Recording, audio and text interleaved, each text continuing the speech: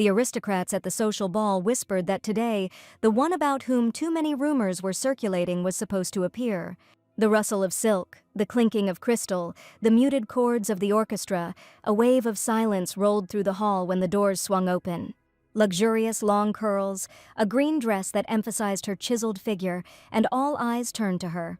But what struck me most were her eyes, deep, bottomless, reflecting all her fears and hopes. The guests were whispering. Aaron Reithers appeared before them. They say the villainess took up a sword, so much so that even the maid ran away from her in fear in the middle of the night. The girl taught her, but she treated her cruelly, and only His Highness the Second Prince shows leniency to her. She walked like a queen through the line of frozen aristocrats, not deigning to give anyone even a fleeting glance.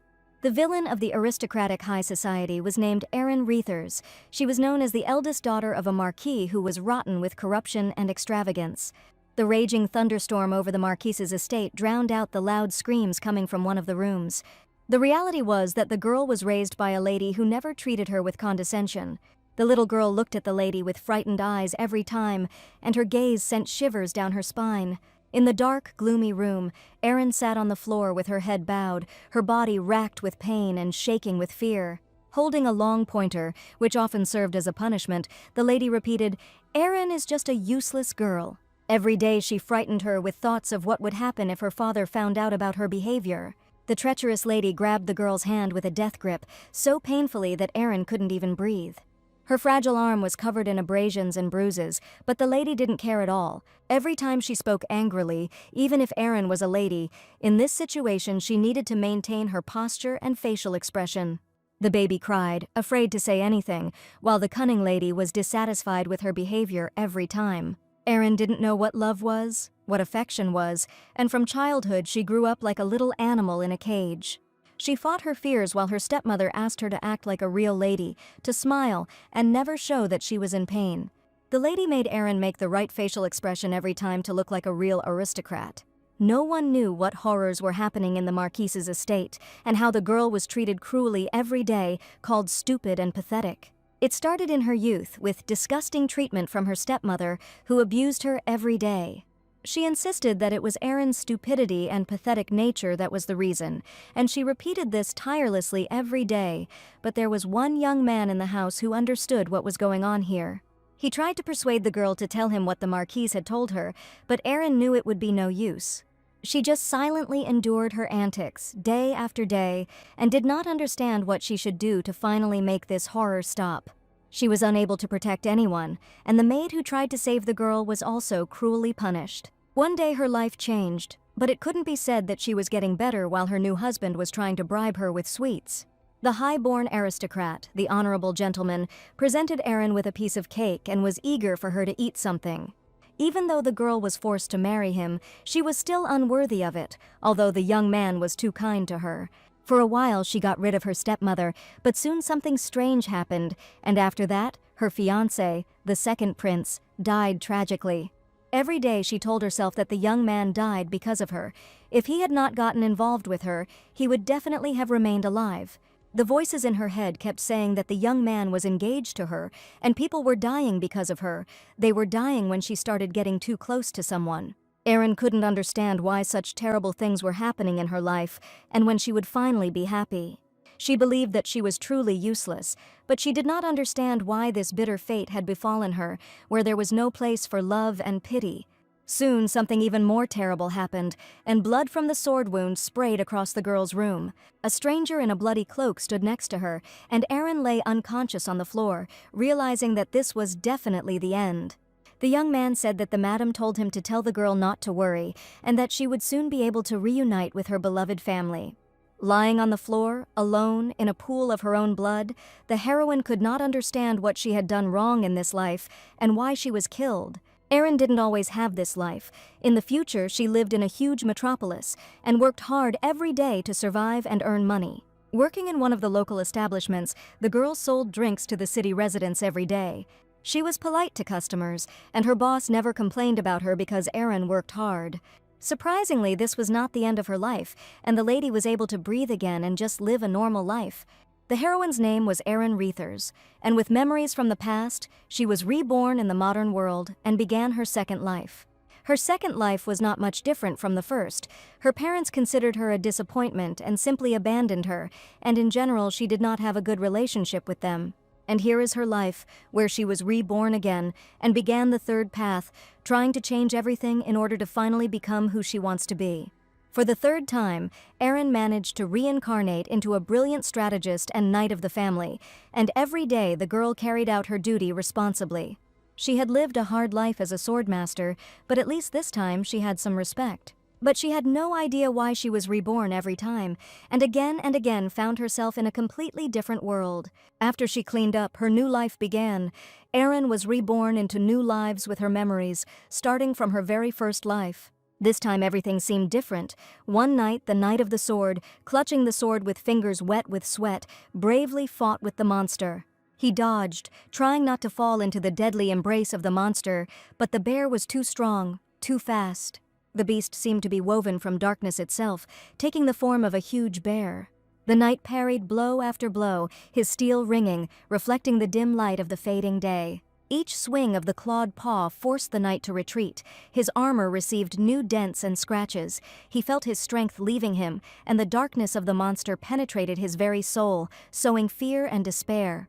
And suddenly, out of nowhere, Erin appeared, light as a forest spirit, her eyes burning with an inner light. A sword flashed in her hands, as black and sharp as her gaze. Without hesitation, without words, she rushed into battle. Her blow was like a clap of thunder. With one swing of her blade she felled the monster. Erin stood motionless, her sword lowered, her gaze fixed on the distance, as if she saw something inaccessible to mere mortals. Having dealt with the monster instantly, she asked the young man to go as quickly as possible and help the other knights, since there was still very little time left. Erin Reathers was considered a stupid girl who was not protected by anyone and was one day abused by her stepmother. Erin was killed by her in her first life, but now she has returned with the memories of a swordmaster. She remembered every cruel word from her stepmother and other people who had abused her in her past life. The girl had absolutely no idea why she became Erin Reathers again, and why she was reborn every time. The bear stood up again and growled behind Erin, its eyes burning with hellish fire and its mouth spewing foul breath. Slowly, with the grace of a panther, she turned her head over her shoulder, assessing the threat the monster was not yet defeated. Erin, without wasting a second, grabbed her sword, the blade of which glowed with incredible power, sparks and crackling sounds. The blade entered the bear's skull as if it were butter, and the world froze for a moment. A deafening roar was heard, and the bear crumbled, this time for good. And now the warlike girl with burning eyes definitely did not intend to live as usual, as she had before. There was a special place in the Empire that was known to absolutely everyone, and it was the Academy of Talents. The Academy was the only one of its kind, where all talents from nobles to commoners gathered. Even royalty from other countries came to the Academy to gain unique knowledge. The Academy of Talents was an elite educational institution that not everyone could get into, and one day a girl arrived here who was determined to gain knowledge at this unique academy. It was Erin Reathers, who was confident that this was where she could gain the skills she needed. All her life she dreamed of coming here, and finally her dream came true, and she saw the huge building of the academy with her own eyes. Looking at him from afar, the girl could not believe whether it was a dream or a reality that she had created herself. For a while she looked at the academy with inspiration, and it seemed to her that it was more like a magical dream than anything else. A few days ago she returned to her first life, where the heroine was the main swordmaster and fought monsters. At first, she didn't realize she was in her first life as Erin, but soon it all became more than clear to her. The girl woke up in an unexpected situation. There was a lady standing near the carriage who was trying to protect her. I assure you that she might be scared. Erin realized that it was that same girl Sarah who stood in front of her, but she remembered very well how she had died tragically. Not quite understanding what was going on, Erin noticed Sarah had just called her Miss Erin, and the events happening at the moment were still strange, given the vast experience of reincarnation. While the knights were fighting the monster, the girl realized that something strange had happened to her, namely that she had returned to 20-year-old Erin Reathers. When the lady appeared on the academy grounds, many immediately noticed her, because this girl was truly beautiful. She was wearing a luxurious dress, as if she was going to a magnificent ball, and many had heard that she had transferred to the fencing department following His Highness. The academy students whispered to each other, wondering if this girl really wanted to date the second prince. Erin knew the aristocracy hated her, but there were far more haters at the academy than she had imagined. And that was the first reason why she transferred to the fencing department, knowing almost nothing about it. And the second reason was that she was engaged to the second prince, Ferdin. People whispered that she had forced His Highness, but in fact the girl did not want this at all. There were dirty rumors about Erin. She threatened to kill herself if she did not get engaged to the prince, and everyone was sure that she just wanted to get closer to him. The news quickly spread among the aristocrats, and the biggest victim in this situation was Princess Asili.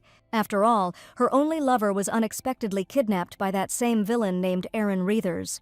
Aristocrats always looked down on girls, and talking about knightly honor was completely pointless. This is how the lady had to accept the title of the second prince's bride, while everyone around her hated her. Of course, the aristocrats couldn't help but hate her, because the lady appeared in His Highness's life too unexpectedly. The maid Sarah stood with her mistress at the threshold of the academy, while the lady asked not to worry and return home. Sarah was incredibly worried about her and asked if the girl was sure she was going to stay there completely alone. Erin knew she had to walk this path on her own, and she was confident she could deal with the vile rumors. Rumor has it that the villain Erin is known all over the world, and she is best known as her stepmother's possession. The heroine herself never intended to admit this fact, and in this life she was going to prove to everyone that she was a completely different person. She also had an incredible desire to save the maid Sarah, because she knew perfectly well what future awaited her.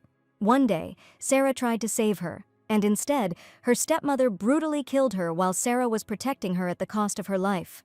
She was still experiencing the terrible consequences of those words, those events, which she still carried in her heart. So Erin was forced to do everything with her own hands, with her own strength, and this was something she could definitely handle. Erin knew that the path of a swordsman was a path of constant self-improvement, a path that required complete dedication and unwavering faith in one's abilities. The mirror reflected a girl with a serious, stern look in her gray eyes, not a hint of morning drowsiness, only concentration and determination.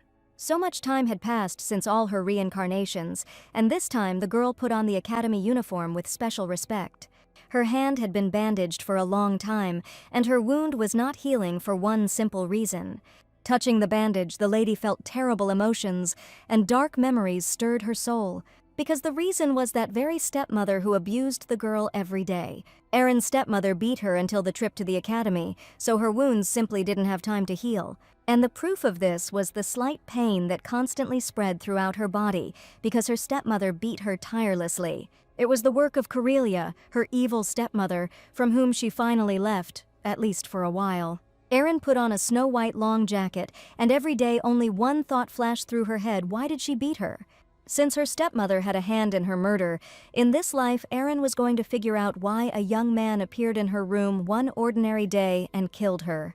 What worried the lady most were the last words he said, and she did not know whether her family was truly aristocratic and wealthy, known for its knightly training. It was said that her father was a great swordsman, a high-ranking knight commander, and also Karen's brother, who trained in fencing to inherit the family line.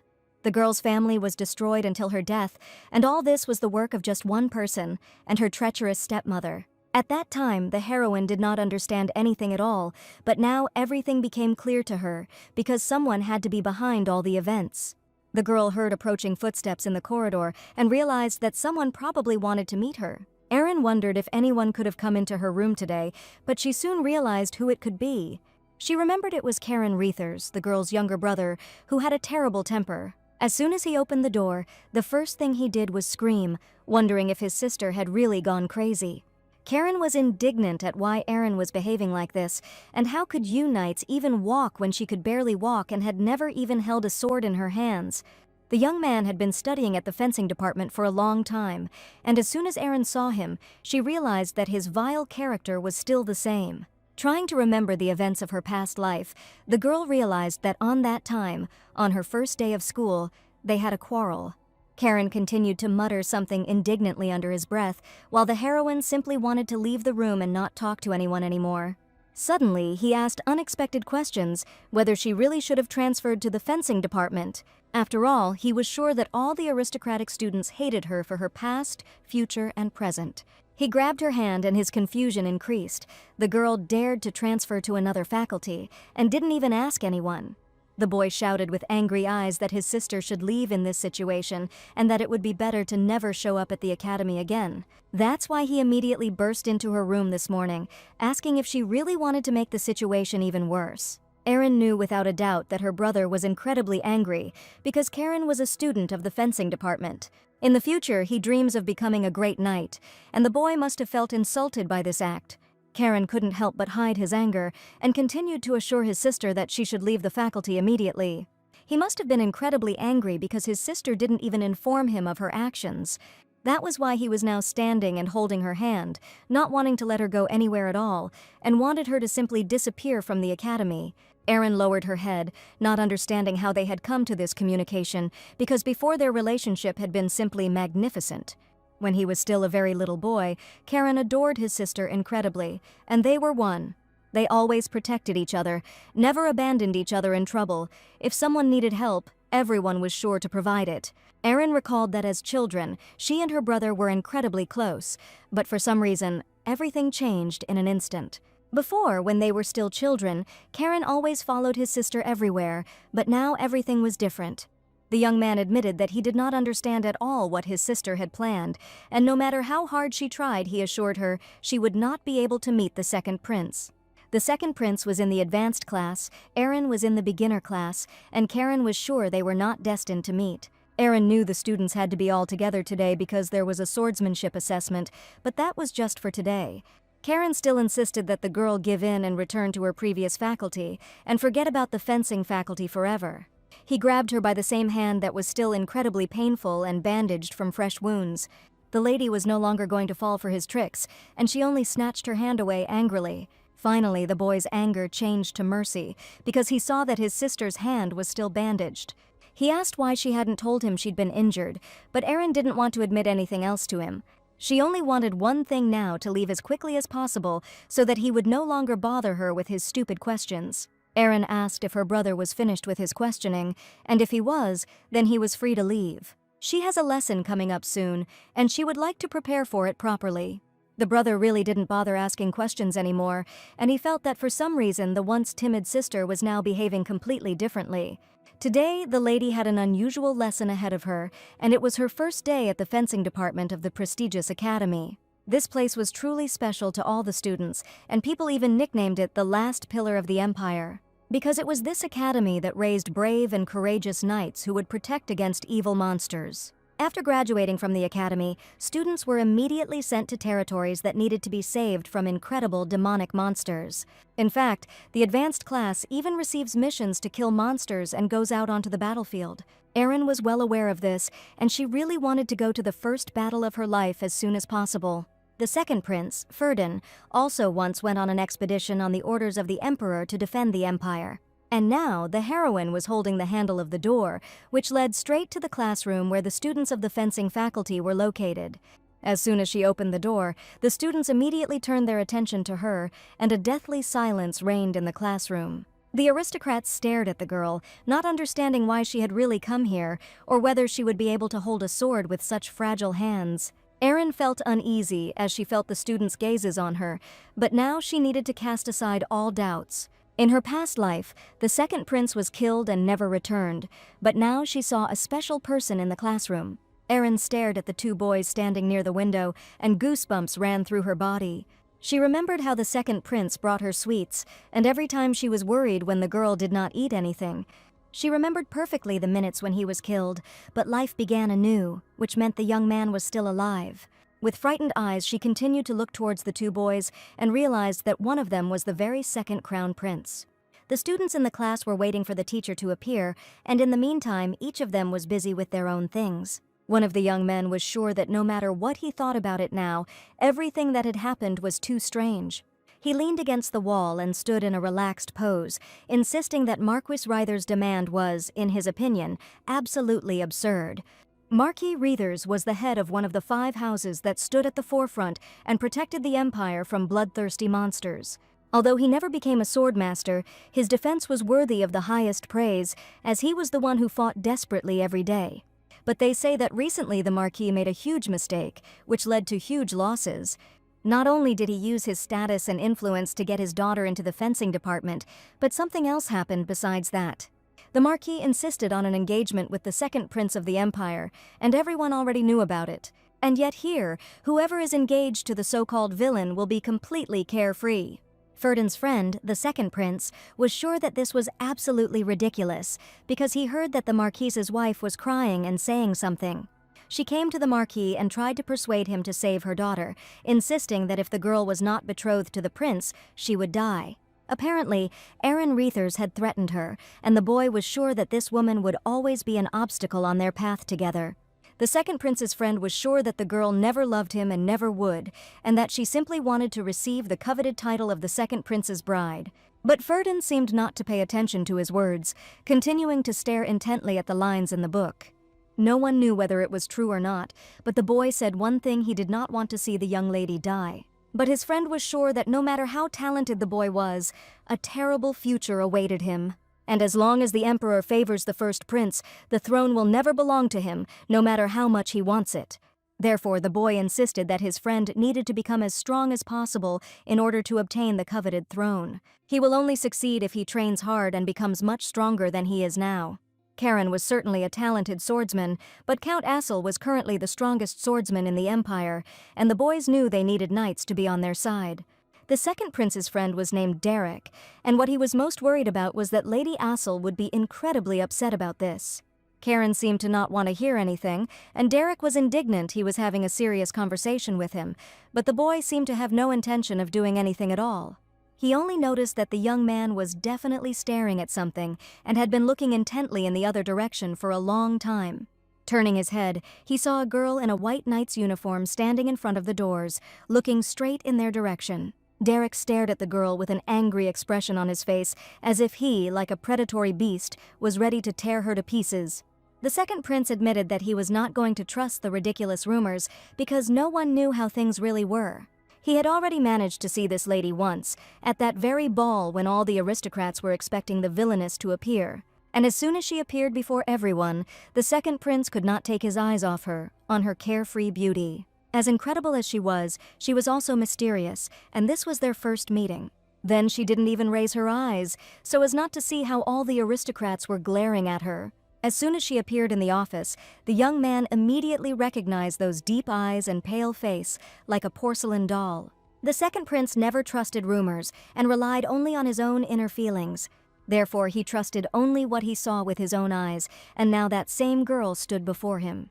Karen immediately approached her and confessed that they had not seen each other for too long, and all this time at some moments he often thought about her.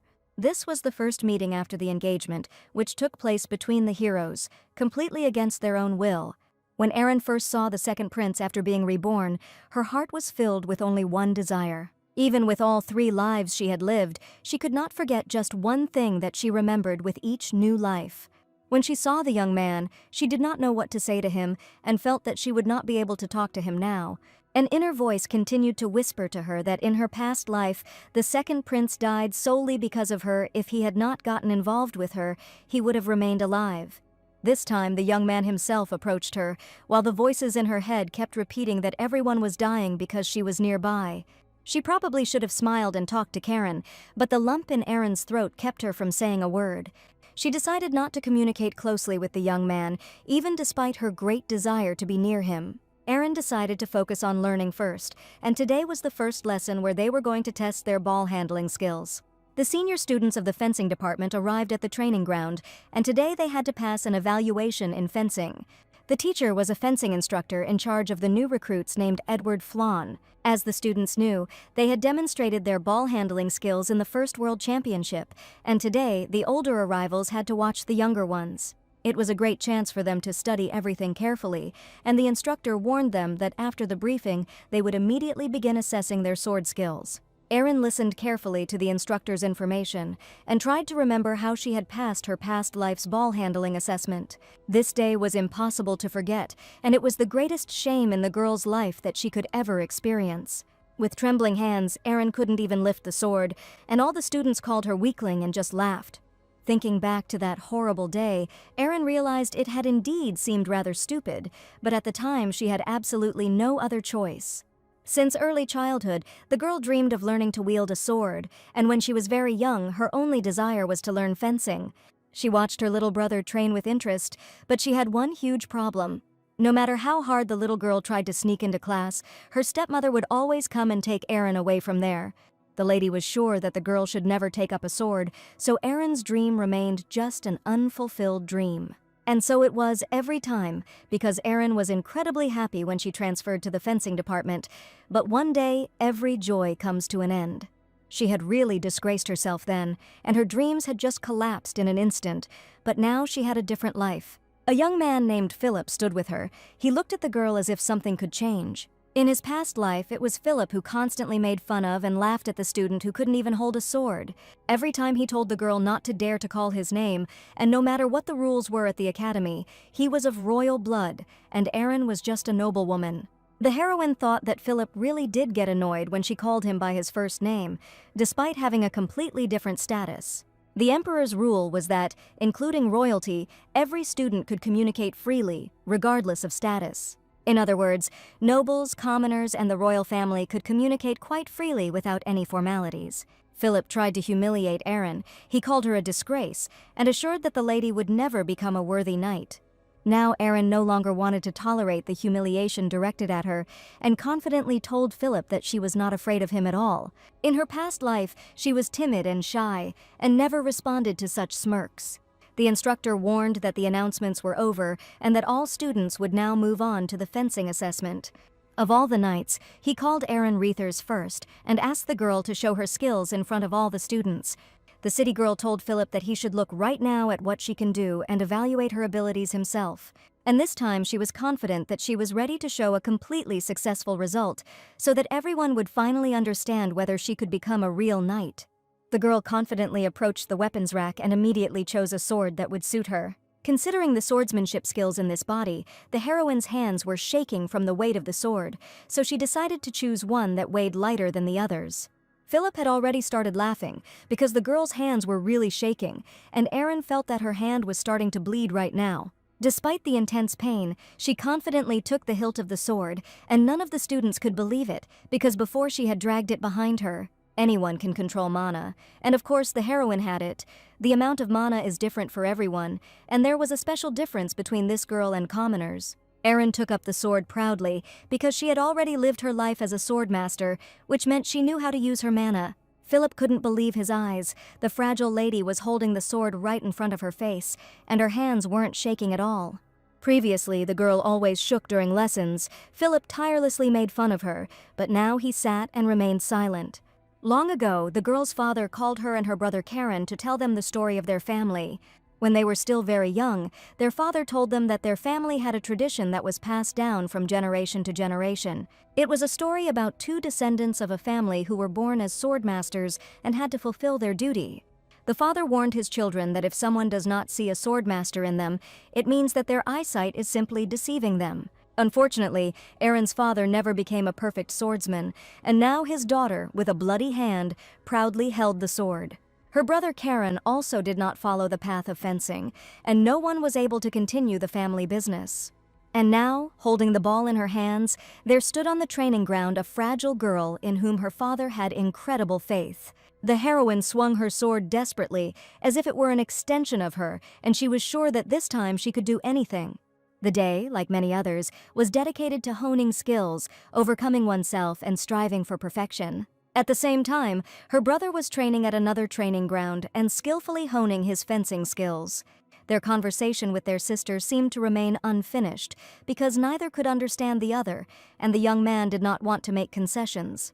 Before the lesson, the lady warned her brother not to bother her with questions anymore and asked him to simply leave the room. Erin went to class while the boy still couldn't find anything to say to her, but now his thoughts were occupied only with her. For some reason, Karen was worried about why his sister had sent him away, and he didn't understand how she was going to prove anything with an injured arm. He had received word that the girl had encountered monsters on her way here and injured her arm, and that the swordsmanship assessment for another class should now be over. He was training on a different field because he was in a different class, but suddenly a conversation caught his attention. Students walked past him and talked about Erin Reithers, as well as about the old men from the faculty who were present for the assessment today. One young man was excitedly telling what had happened today on the training ground, but at that moment he felt a strong blow on his shoulder. He screamed in fear and certainly didn't expect that Karen would come up to him and ask him to tell an interesting story.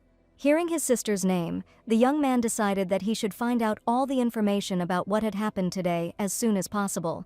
The swordsmanship assessment was almost over, and the instructor remarked that the students had done a great job at this stage. After the lesson was over, Philip turned to Aaron, but this time there was no malice in his words. To the girl's surprise, the young man confessed his respect and asked her to accept his sincere apologies. Aaron never expected that this could happen, and indeed the biggest jerk of this class, Philip, was now standing right in front of her. She asked him to raise his head. All the students were watching what was happening, but the young man admitted that he was truly ashamed of those insults. Philip called the girl a true knight who proudly raised his sword. Now he was ashamed of his actions, and the young man all this time was simply blinded by prejudices and his ego. Now he realized that all the ridiculous rumors were just lies, and he respectfully only now realized who Aaron Reithers really was. Without any embarrassment in front of all the students, he asked them to accept his sincere apology and really hoped that they would have a wonderful relationship in the future. Aaron was a little surprised by this action because Philip had always treated her just terribly before. Every time he saw her, the young man never missed an opportunity to make fun of the girl, as well as her knowledge. A completely different Philip stood before her, and everything was truly radically different from the past. Many of the students looked at her differently, and Aaron felt that her life would definitely be different now. Changes were to come not only to her life, but also to the lives of the other characters with whom she would be connected. She gained respect from Philip as well as from many students who really saw her talent. There was only one thing left to change the fate of the second crown prince, named Ferdinand, who died tragically in a past life. Philip was determined to establish a relationship with this girl, who turned out to be completely different from what he had previously thought. He shook her hand proudly, and the lady loudly declared that she accepted his apology and now hoped for a more friendly relationship. But now Aaron had something much more important to deal with, so she was going to solve her problems as soon as possible. She approached Ferdinand on her own and, after speaking to him, decided to ask the main question first. Aaron asked the young man for the opportunity to talk privately, without prying eyes and ears, and because of this, the question was extremely important for her now. Today was her first day of training in a new life, but with the skills she gained from her past life. Ferdinand agreed to give the girl a minute of his attention, because he could tell from her face that she really wanted to talk to him. For some reason, Aaron, finding herself alone with the young man, felt somehow awkward and even began to feel embarrassed. All this time, Ferdinand stared at the girl, waiting for her to find the right words. He even admitted that he could devote more time to her if she really wanted it. Suddenly, he took her bandaged hand because he saw that her bandage was soaked through with blood, and it must be painful for her. He wrapped his handkerchief around her arm and warned her that after their conversation, the girl should definitely go to the infirmary. Without saying another word, the young man carefully bandaged her hand to at least try to stop the bleeding. In fact, Aaron now seemed to feel no pain at all, looking uncertainly into the eyes of this young man. The prince was always kind to all his students, fair to everyone, because he did not try to appear to be someone and was who he was. That is why he was kind to this sweet girl, but she was afraid that he must be upset about the engagement. Aaron asked if Sir Ferdinand had received orders from the emperor to eliminate the monsters, and he assumed she had heard it from her brother. The lady knew because her name was also on the list of exterminators, and the reason she called the young man was because she had a request. Aaron asked the young man not to do anything for her under any circumstances, and called him solely for this purpose. A mixture of incomprehension and surprise appeared on the young men's faces, and the girl's request sounded too strange. At this time, in Ferdinand's office, the best students were discussing the lists of monster slayers that had recently become known. The students were well aware that exterminating monsters was one of the regular missions carried out by the Academy. The extermination group lists are usually compiled by professors from the magic and fencing departments. Faculty professors selected the 5 best students from each class and also organized a field mission. Derek, the prince's friend, looked carefully at the lists and was puzzled as to why some people were included. His name was on the list, as was the name of the second Prince Ferdinand, but there was someone else there, and no one expected to see him there. A young man named Eamon Hedor from the advanced class of the fencing department looked at him with bewilderment. Also in the office was a girl named Lilia, who also studied in the same class with him. The young man assumed that his name was probably also on the list because he was one of the best students. He asked Derek why he was speaking as if he were the representative, when the representative had always been the crown prince. Derek stated that he simply wanted to warn the students in advance before the crown prince's arrival. Eamon looked at his student with a serious gaze, admitting that his love for the prince looked too suspicious. These words made Derek even more nervous, and no one understood the reason for his displeasure. None of them knew exactly the details or why unexpected students were included on the list this time. The entire academy was already talking about how excellent Erin Reathers had become with her sword. All the students were saying was that the girl was a great ball handler in the style of Reese, but her brother never expected to hear that. He was perplexed, as if it made no sense, and didn't understand how anyone could wield a sword when she hadn't even attended fencing lessons. Sometimes he saw his sister training in secret, away from prying eyes, because no one allowed her to do so. He knew very well that at some point the girl stopped studying because she was destined for a different role, the role of the lady of the family. So he couldn't believe how his sister, who didn't even know how to hold a sword, had shown such a brilliant performance today. On this day, the young man was also in this office, and he did not even suspect that there was a name on the list that was familiar to him. To his great surprise, his sister's name, Erin, was on the list, and this was too unexpected for him. One of the students suggested that perhaps the Marquis had added it, and the brother and sister were supposed to set out on a journey to exterminate monsters. The girl had only recently transferred to the faculty, but no one understood why only excellent students weren't allowed to participate in the expedition. Everyone saw the assessment lesson today and how brilliant Erin was. Derek was the most indignant of all, and he would never have thought that he would ever have to say these exact words. In front of all the students, he admitted that Erin had passed the assessment with flying colors and that there was no doubt about her talent. When Karen found out about this, he stated that he would never allow his sister to go out and slay monsters, and it was like a sister complex. Derek wondered if they were really that close, although he couldn't really assess the relationship with her right now. Suddenly, a wild laugh was heard in the office, and it was Lilia who was also stunned by what was happening. She turned to the students and said that this was incredibly funny and that Erin's brother's behavior seemed too stupid to her. Probably the young man's words had some influence on her. She said that she would be very happy if she had a brother like him. Unfortunately, she will never see her brother again because something happened one day and the girl cannot forget it. She stated that everything happened precisely because of Karen's sister. She said this with such anger that even the young man himself did not expect such behavior from her. A tense dialogue took place between the students, and Karen declared that Lilia should stop immediately and that these were just stupid rumors. The lady laughed maliciously and asked if the rumors could really be true that his sister had killed her brother, and if he really thought it was just nonsense. On the one hand, Lily understood that perhaps these were indeed rumors, but she had a completely different opinion on this matter. After all, everyone there believed the opposite, and the girl declared this in front of all the students. Silence reigned in the office, because the situation was truly unpleasant for all interlocutors. Erin's brother tried to protect her, but he knew perfectly well that the girl's words, on the one hand, could be true. Lilia patted Karen on the shoulder and confessed that it didn't matter at all whether his sister went to exterminate monsters or not, but if she did go, he shouldn't expect teamwork from her. The lady only asked the young man to be careful that her magic did not accidentally hit his little sister. These words made the young man incredibly angry, and he clenched his fist so hard that he was ready to break something right then and there. Their conversation was interrupted, and the second prince, whom all the students were waiting for, appeared in the office. With a serious face, a proud young man named Ferdin entered the office to discuss important matters. Derek immediately approached his friend.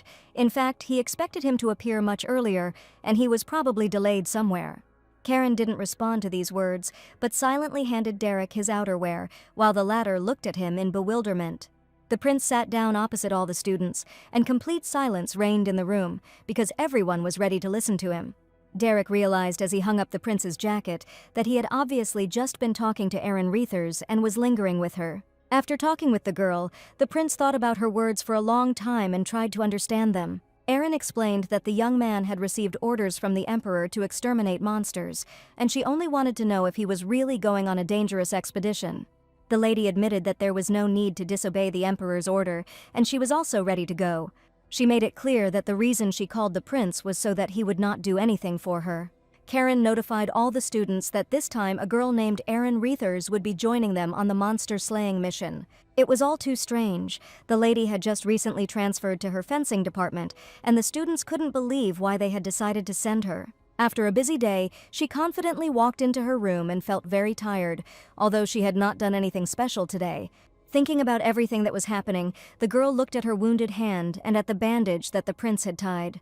In her past life and in this one, she agreed to participate in the mission to exterminate monsters. Such was the will of the emperor himself. In her past life, things were a little different, and the emperor said that the girl's family probably had to put in more effort to transfer their daughter to the faculty, and that she probably has some skills. In the heroine's past life, the second Prince Ferdinand expressed his dissatisfaction by turning directly to the emperor. At that time, he did not like this idea at all, and he personally went to the emperor to protest, but His Highness brazenly ignored him. Erin ended up on the final list of monster extermination candidates, and the heroes set off on the expedition together. In this battle, the second Prince Karen lost one of his arms while fighting a bloodthirsty monster. And on that fateful evening, the young man lost another person dear to him, Princess Cecilia, the best magician of the academy. He was then forced to choose between Erin and the princess, and he decided to save Erin Reethers, surprising the other students. Because of this, after the expedition, Prince Ferdinand suffered the wrath of the Duke of Acilia, who wept in despair at the loss of his only daughter. At that very moment, the position of the second Prince Ferdinand began to wane, and many aristocrats lost all hope for this man. The heroine knew all the details of the future, and she firmly decided that in this life she would under no circumstances allow this to happen. Clenching her will into a fist, the girl was determined that this time on the expedition no one would be hurt and everyone would stay alive. The mission was supposed to take place in about a month. The girl's wound was bleeding again, and she realized that before that moment she should improve her fencing skills and also pay attention to her mana. Erin was lost in her thoughts and didn't even notice how her brother burst into her room with an incredibly angry face, and he definitely wanted to talk about something.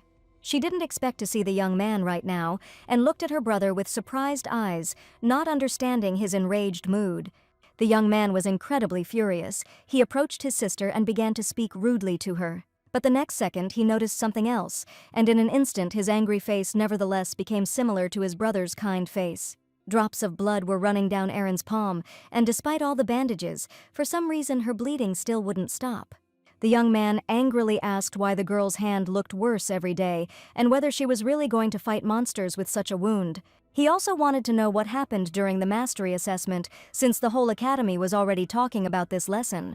At some point he stopped yelling at her, and the sister looked at her brother in bewilderment, who was simply very worried about her and could not cope with his emotions. Karen heard that the girl had been put on the monster extermination list, and he just wanted to know if she knew what that meant, and that it could be a one-way street.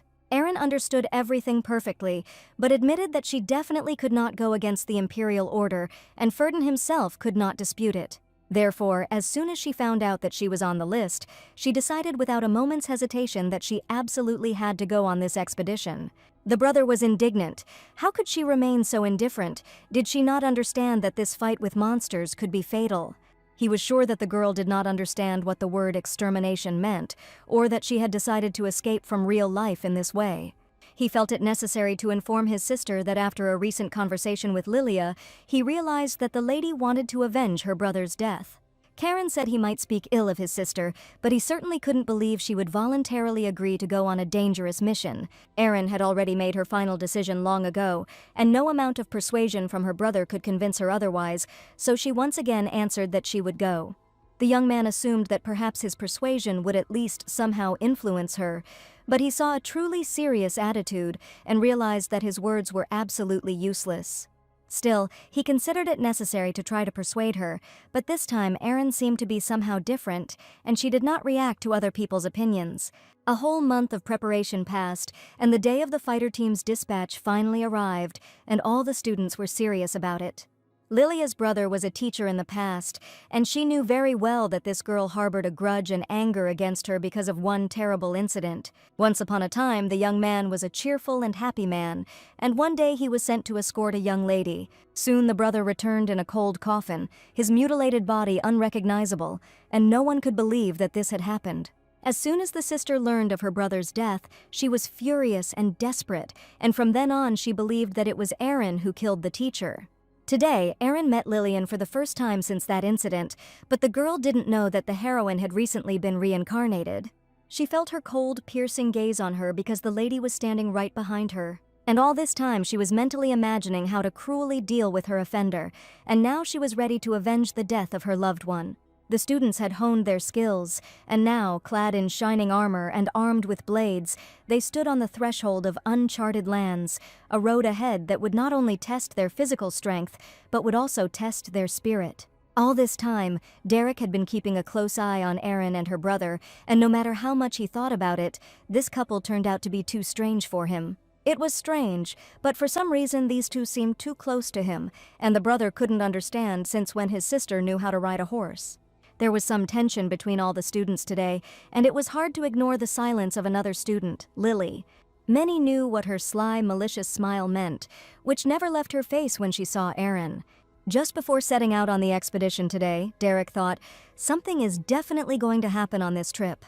Fortunately, before the expedition began, Lily retreated and did not pester with questions the woman she was incredibly angry with. In addition to this, another lady went with the students, for whose life Derek was incredibly worried.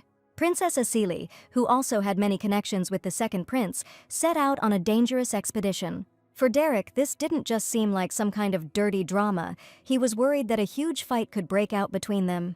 Derek confessed to the second prince that exterminating the monsters this time would not be easy in many ways, and the young man was also worried about this. He asked Ferdin to reconsider his engagement after the hunt was over, and the people closest to him were soon to officially become his knights. By then, the first prince would have created his own power to counter the second prince, and the young man needed to be prepared for that. Derek was confident that the young man would soon secure the support of His Majesty the Emperor, because he was initially at a disadvantage. He warned that the prince might spend all his time trying to prevent internal conflicts instead of fighting heroically. In Erin's defense, Ferdin asked his friend if he had ever seen Lady Erin cause trouble firsthand. Asking himself this question, Derek stated that of course he saw that Erin was a villainous young lady from the Marquise's family, and the Marquise's family was truly unhappy. He was sure that they had long since lost the reputation that they had been building all this time because of their daughter alone, and it was good that she was not the only child in the family. There were indeed too many rumors about Erin. She was known as the most terrible villain, but Derek thought that maybe this girl was not who she seemed. While the heroes were moving in the right direction, one of the students noticed an open field and suggested setting up camp there today to spend the night. The sun was setting, painting the sky in crimson and gold hues as the students walked out into the open field. The decision to set up camp here for the night was unanimous and did not require lengthy discussions. Erin looked around. The sprawling field framed by a dark strip of forest seemed peaceful and safe, but she knew that danger lurked in such a picturesque place.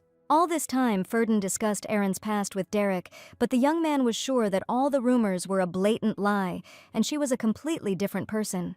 Somewhere deep down, he trusted the brave lady, who certainly didn't look like a villain who wished evil on everyone. Derek was sure his friend was getting ahead of himself too much, and that he probably really should think again about the engagement. He only suggested that the young man should under no circumstances say this in front of Lilia, who was still very hard hit by the tragic event in her life. Ferdin divided the group into several teams. One was responsible for collecting firewood, another for setting up tents, and a third for preparing dinner. Soon a fire crackled across the field, casting strange shadows on the students' faces, and the aroma of freshly cooked stew filled the air, whetting their appetites. Erin took on the responsibility of preparing dinner, and her brother was surprised that his sister could cook, even though she had only attended etiquette classes for ladies. The cold penetrated to the bones, despite the flames of the fire, and hot food was most welcome now. Erin handed a cup of hot soup to her brother. He accepted it gratefully, smiling wearily, and as soon as he tried it, he was surprised at how delicious his sister was as a cook. Erin sat by the fire, preparing dinner, staring into the flames, her mind racing with thoughts of the journey ahead, the goal they were pursuing. All this time her brother was next to her. At one point he realized that now he really doesn't know who his sister is, and before she was like a flower when they were little. Just as there is no person who does not like flowers, the young man never thought that he would one day come to dislike his sister. Time passed. Years passed, some time passed, and then the young man did not know that one day they would become so distant that even they would have difficulty talking. When they were still very young, Erin was going to meet her stepmother, and the boy asked her to give him at least a little time. For some reason, he remembered the situation when he asked his sister to stay with him and wanted to take her hand, which she angrily pulled away. Then she seemed to be out of her mind. She cried constantly and apologized to her brother for that situation. Karen just wanted to chat with his sister, but then she admitted that she was in a bit of a hurry and couldn't spend time with him. Erin left, and the brother still didn't understand why his sister suddenly became so cold towards him, and there was no longer that childhood closeness between them. From then on, he constantly continued to try to get closer to his sister, but he was hardly able to close the minimum distance. The boy began to feel sad because they had a warm relationship before, and after that he wanted to disappear into the ground.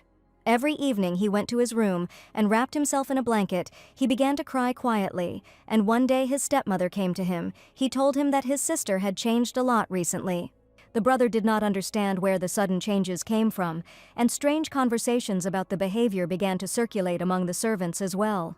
Then the stepmother calmed the boy down and admitted that it seemed Erin had changed her mind, and simply suggested that he keep his distance for now until Erin returned to who she always was. She stroked the boy's head and asked him not to worry, promising that his mother would definitely take care of his sister. This alienation weighed heavily on Karen's childish heart. He missed their shared adventures, his sister's laughter and support. He tried to restore the old closeness, but Erin, although she loved him, was too absorbed in her duties. Years later, he would see Erin handing him a cup of hot stew by the fire, and in that gesture, in her caring gaze, he would catch glimpses of the same sister he had missed so much as a child. Perhaps, thought Karen, all was not lost. Perhaps this expedition, these common difficulties and dangers, would help them to regain their lost connection. He asked his sister how her new life at the fencing department was going, and so far everything was tolerable for the heroine. He understood that Erin was doing her duty, that she had chosen the path necessary for her happiness. Suddenly the girl smiled, and her brother looked at her intently and asked why she was suddenly smiling so sweetly. Erin was smiling for one reason: she and her brother hadn't been close for too long. They hadn't sat like this together for a long time, and it was even strange for her to hear him call her sister. Over time, Karen learned to live with this sadness, but the scar on his heart remained, and this thought gave him hope, warming him better than hot soup. At that moment, one of the students approached the heroes and asked if Erin could really sit so calmly by the fire and enjoy a hot dinner. The young man said, "Just think, the killer was laughing and chatting right in front of Lily, and he was definitely on her side." Erin didn't feel the need to respond to his statement, but this only irritated the boy even more, who was sure that she simply didn't care about anything.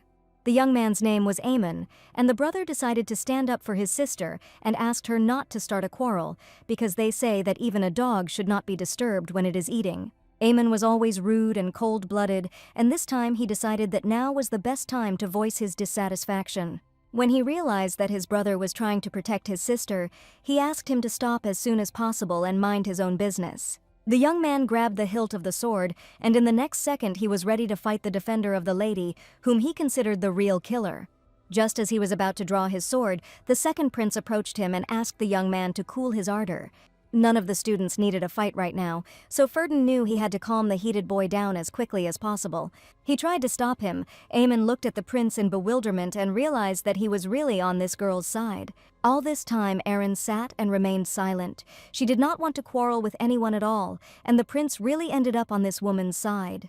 The girl definitely didn't like what was happening, but she wasn't the one who started this stupid conversation. All the students looked straight at them, waiting to see what would happen next between the two heroes. If this continues, it will look like the prince is actually protecting this girl in front of his best students. The heroine understood that they could find themselves in a difficult situation. She approached Amon and admitted that he was definitely a genius in fencing. Erin suggested that perhaps it was just rumors, and stated that the boy had an incredibly sharp tongue, but it would be better if he handled a weapon like that. Eamon got angry in just a second, asking if she really had a dying wish in mind, and if that was what she wanted, he could kill her right now. The situation immediately escalated. All the heroes were tense. Someone was angry. Erin understood that this all needed to be stopped as soon as possible. And at that moment, as if hearing her wish, the princess emerged from the carriages and declared that duels were strictly forbidden on the expedition. The look in her large eyes was filled with softness and quiet sadness. She smiled softly at the assembled students, and in her smile one could feel genuine kindness. The princess glanced at the assembled young people in their faces. She saw a reflection of hopes and fears, ambitions and doubts. Aaron learned something about this girl. The princess was loved by everyone, although she was often sick due to the holy power that overwhelmed her. Even with such a fragile body, she never shied away from exterminating monsters, and this girl was the former lover of the second prince, Sir Ferdin. The saint of the empire of Lexia, Lady Asili, was the pride of the kingdom, and she had one goal in mind: protecting the empire and its people. The princess fell silent, allowing her words to penetrate the hearts of each student, and a silence fell, broken only by the rustling of the wind in the grass. As soon as Derek saw the girl, he began to worry. My lady went out in such cold weather, but the princess heard that there was some kind of commotion, so she decided to take a look. She had said hello to Aaron, and their paths had crossed several times, but now was the day they actually ran into each other like this. The princess did not appear at the engagement ceremony, but Aaron, placing her hand on her chest, admitted that it was truly a great honor for her to meet the princess for the first time. She never even exchanged greetings with the ladies during the battle. Until they and the monsters appeared, she never got out of her carriage. The princess also died very early, tragically during one of the expeditions, having fallen into the clutches of an enraged monster. Aaron felt awkward because the princess was looking at her too openly, and she was not at all embarrassed. Aaron must have assumed the girl was unhappy with her, since she was now engaged to her ex-lover. The princess came so close that Aaron was completely surprised to see her sweet face right in front of her. She looked closely into the heroine's eyes and admitted that she was seeing this girl for the first time, but she felt that Aaron was quite an interesting person. The heroine did not imagine it at all. She saw how the princess's eyes really did just sparkle. Suddenly, the princess said that if she thought about it, perhaps a duel would be appropriate now, although she would be the only observer here. All the students looked attentively at the princess, and no one understood what she wanted to say with these words. Perhaps right now she was trying to get revenge through Sir Amon or something like that, because she made it clear that a duel would be possible. Aaron proudly declared that if this was the princess's wish, she had no objections and was ready to engage in combat. The pleased princess took two students by the arms and declared that this was incredibly wonderful and that they could really arrange it. Derek didn't understand at all what was happening, and the heroine's brother was so outraged, but he couldn't do anything in this situation. And so, finding herself in the middle of a dark field, Aaron stood opposite Aemon, and the princess suggested that they conduct the duel in a modest manner. The main rule was to avoid harming each other whenever possible, and the heroes were to fight fairly and justly. After all, they had come here to exterminate monsters, not people, but now it was necessary to put an end to this quarrel. In the middle of a dark field, by the will of the princess, a sword fight was to begin so that the students could figure out who was right in this situation. Erin held the sharpened sword tightly in her hand, her gaze, focused and calm, not revealing a drop of worry. Aemon seemed determined to crush her with brute force, but Aaron knew that was where his weakness lay. His stance, free from any unnecessary movements, corresponded to his reputation as a fencing genius, for the young man was known as the best student. Today the heroine crossed swords with him, but in her past life, Amon was a brave knight who was once ordered by the Fedden to protect her. Due to his foul language and lazy nature, he ultimately failed to become a great swordsman, but he was someone who understood what chivalry truly meant. While fighting for the monsters, after the death of the second prince, when Amon no longer needed to protect the girl, he still followed the order until the very end, until his death. And no matter how much the heroine owed him from her past life, everything was completely different now. These were completely different things. Now a tense relationship was developing between them, and the princess was closely watching the duel. After several minutes of fierce fighting, she began to seize the initiative. Her blows became more confident, and her defense impenetrable. Aaron parried another blow from Aemon. Hearing the steel of his sword cut into her blade, she felt the vibration pass through her hand, and realized that the enemy still possessed considerable strength. She didn't fear Aemon, but rather saw him as a worthy opponent who would push her to reach her full potential. Every swing of his blade was filled with confidence, and at some point Aaron realized that she really was inferior to him in strength. With a flick of her wrist, Aaron went on the offensive, her sword describing complex figures in the air. Aemon, not expecting such a swift attack, backed away. One wrong move and the blade of Aaron's sword would touch his flesh, the tension in the air reaching its limit. The princess who had given the order for this duel watched the proceedings with an impassive expression, as if trying to unravel some mystery hidden in this confrontation. Aemon hesitated for a moment, then nodded in agreement. He understood that further resistance was useless. Eren was stronger, more experienced, and more cold-blooded than him. Eren lowered her sword. The duel was over. The enmity between them had not disappeared. It was just lying low, ready to flare up with renewed vigor at any moment. There was anger and disappointment in his eyes. He had not expected such resistance from Eren, considering her just a girl and not a formidable warrior. Her eyes still looked as if the girl's mind was somewhere here. She thought it was normal. She had a couple more blows to bring Amon back to this world. The young man could not believe that the girl wielded a sword so skillfully, because he was the best student, and she had just won. Eren's blade cut through the air with a melodic whistle, leaving ghostly patterns as she moved with ease and speed. The young man's sword fell to the ground with a dull thud, heralding his defeat, and Eren, standing over him in an unwavering pose of victory, towered over him like a goddess of war. His youthful enthusiasm faded, replaced by the realization of his own powerlessness in the face of her unrivaled skill. No one could believe it. The best student had just lost to Eren, and everyone saw it with their own eyes, just like the princess. The princess loudly declared that the duel was over, and they had a winner whose strength was beyond doubt. At this moment, Eren was surprised by the princess's behavior. Was she really trying to take revenge through her best student? The princess stood there with an impassive face, as if she had expected this outcome and simply decided to test whether Eren was really that strong. Dropping to one knee before the winner, Aemon explained how she managed to do this, since she had just entered the fencing department. The young man knew very well that the girl had only been using a sword for a short time, but she had just actually defeated him. Aemon clearly remembers the hands he saw at that party. They looked so pristine, as if they had never held a needle, let alone a weapon. He was sure she would never be able to defeat him, but now this victory seemed simply unrealistic to him. Aemon tried to figure out how a lady who knew nothing of the sword or knightly honor could master such unrivaled skills. Every lunge she made was imbued with grace and precision, every movement honed to perfection by long hours of practice. But none of the students noticed how bloodthirsty monsters approached them and were ready to attack. The scream of horror, stuck in the throats of the frightened teenagers, never broke through. The silence of the forest was broken only by the clang of steel, the sound of a blade colliding. Eren charged into battle, her sword slicing through the air in deadly arcs, severing the limbs of the monsters and sending clots of dark blood splashing around them.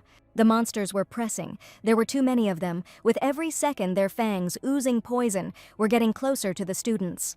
Their glowing red eyes looked at the heroes, piercing them with a chilling gaze. Their disgusting skin, covered with growths and thorns, glistened vilely in the semi-darkness of the forest.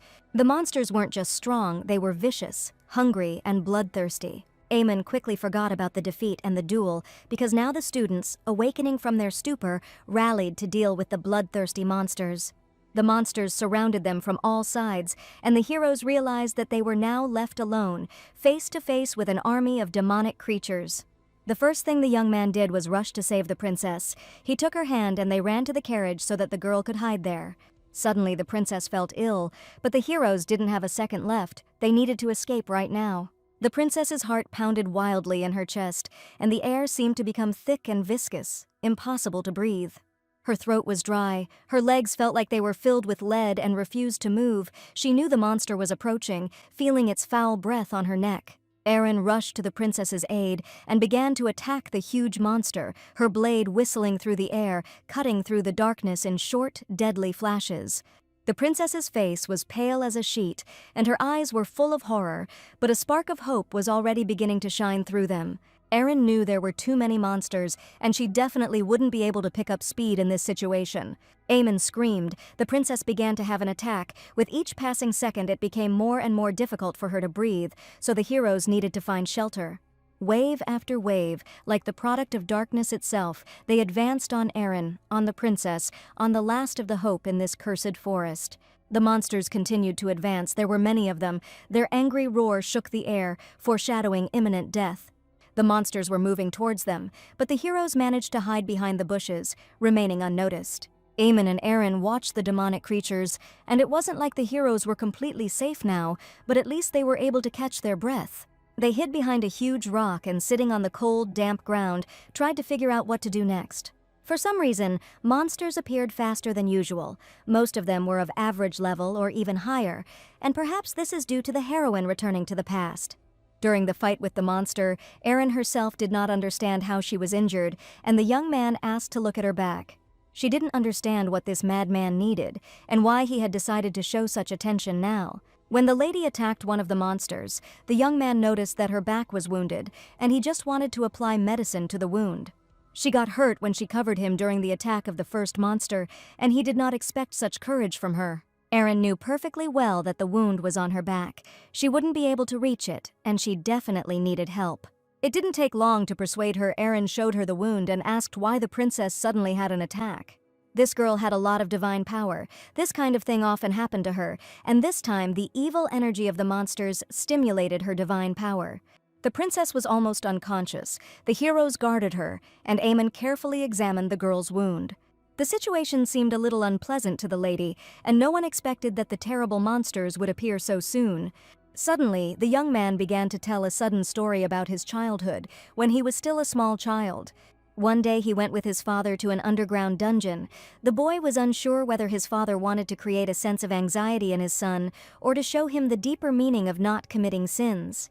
The young man still clearly remembers the prisoner he saw then, and these memories stayed with him for the rest of his life. A suspended man, emaciated from torture, hung on the wall like a parcel, his body covered in old scars. For some reason, the girl's injury reminded him of that terrible situation when he first encountered human horror. Erin pulled the shirt off her back, and Eamon saw in horror that her back was no different from the back of the executed man. Erin felt awkward because she had never shown her scars before. The young man did not understand who could do this to her, and who would be so impudent as to harm a member of the Marquise's family. Erin calmly asked the young man to stop worrying and just look at her injury. The next second something happened. They heard the princess's heavy sighs, and something was definitely happening to her. The girl's breathing had been becoming more rapid for some time now, and Erin was sure that her condition was gradually worsening. Erin offered to act as bait so that the heroes could escape, but the young man refused the offer and took her words as complete nonsense. The lady screamed at him to stop talking nonsense, begged him to save the unfortunate princess and to stay alive. She said in a monotonous voice that he just needed to shut his mouth and get as far away as possible, because she herself would not be able to run as fast as he could. It was for this reason that he should go ahead and bring help, and Erin was ready to go into a dangerous battle with monsters alone. All this time, the best students in the fencing department stood back to back, close to each other, awaiting the attack of the bloodthirsty creatures. Suspiciously, the prince clearly heard the roar of the monsters, but did not see them approaching. The young man was extremely attentive because now the lives of his partners were at stake. As soon as he turned around, he saw Eamon carrying the princess on his shoulders, who was still unconscious after the attack. Ferdin rushed to help, not understanding whether they had encountered monsters, because the ground suddenly began to shake and tremble. But he didn't understand why the heroes returned together, because she definitely should have been next to them. The young man informed the prince that Lady Erin had remained elsewhere, and they had to split up along the way so that he could bring help. He said the girl decided to become bait for bloodthirsty creatures, and his brother could not believe that she could do such a thing. Drops of blood on the grass, a swing, a blow, bloodthirsty creatures, and Lady Erin decided to engage them in battle alone. Adrenaline rushes through my veins, drowning out fatigue and fear. Every breath is a flash of icy flame. Every exhalation is a vow of vengeance. The grass beneath her feet turned crimson, soaked in the blood of the monsters, but there were only more of them, their angry, burning eyes fixed on her like a pack of hungry wolves sensing prey. Erin didn't back down, remembering the oath she had taken at the faculty, while the monsters tried to surround her and drive her into a deadly ring. The endless repetition of the actions from the heroine's third life, and this is not the first time she has fought with bloodthirsty, powerful monsters. In that world overrun with monsters, laws and order had long since disappeared, and killing swarms of monsters was not a choice, but a necessity. In that life, Erin saw only the pinnacle of swordsmanship, the pinnacle known as a swordmaster. If she had discovered her talent early in her first life, she probably would have been able to save many lives, but unfortunately, nothing worked out then.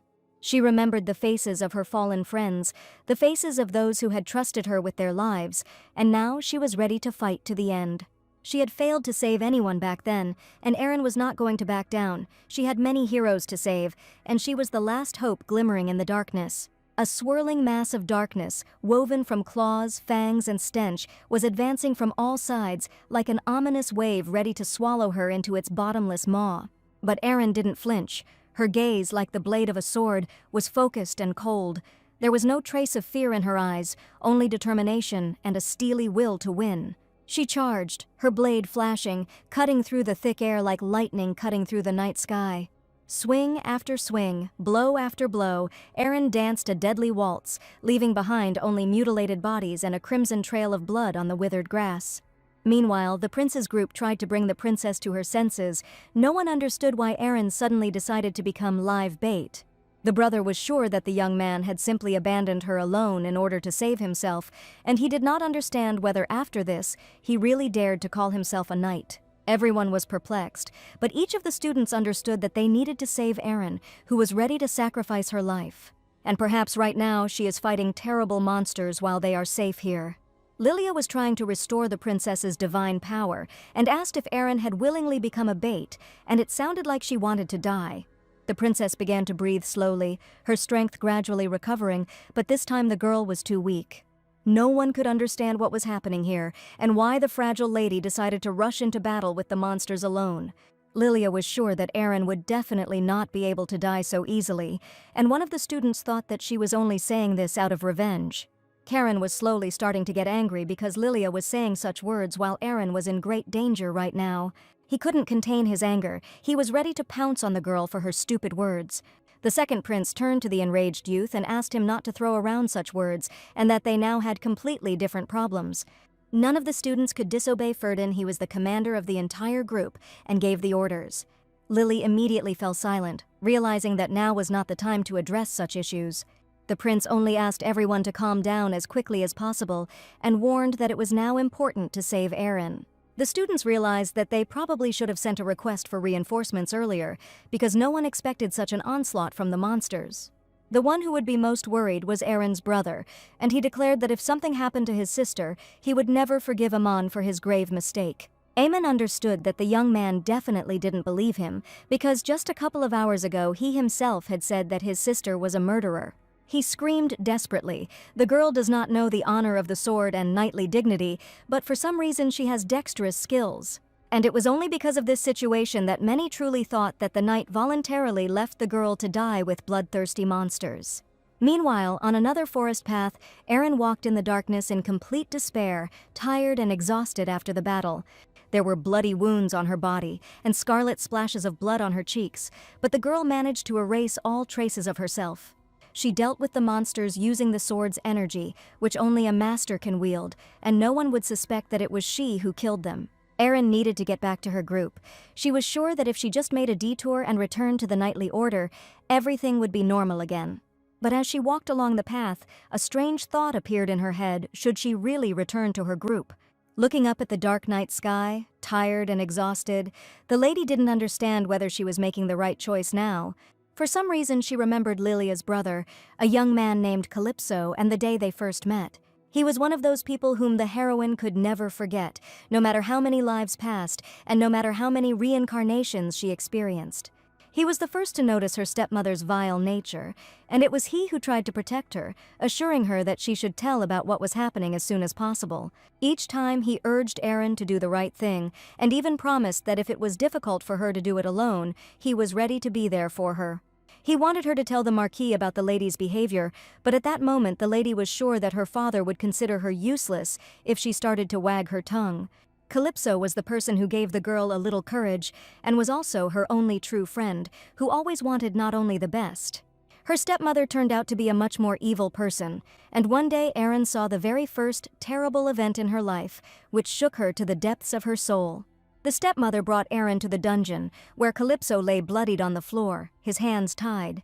The stepmother insisted that this boy had the audacity to warn her about something that never happened. Incredible fear, misunderstanding, Erin faced such feelings for the first time because her stepmother was ready to kill anyone who spread lies about her.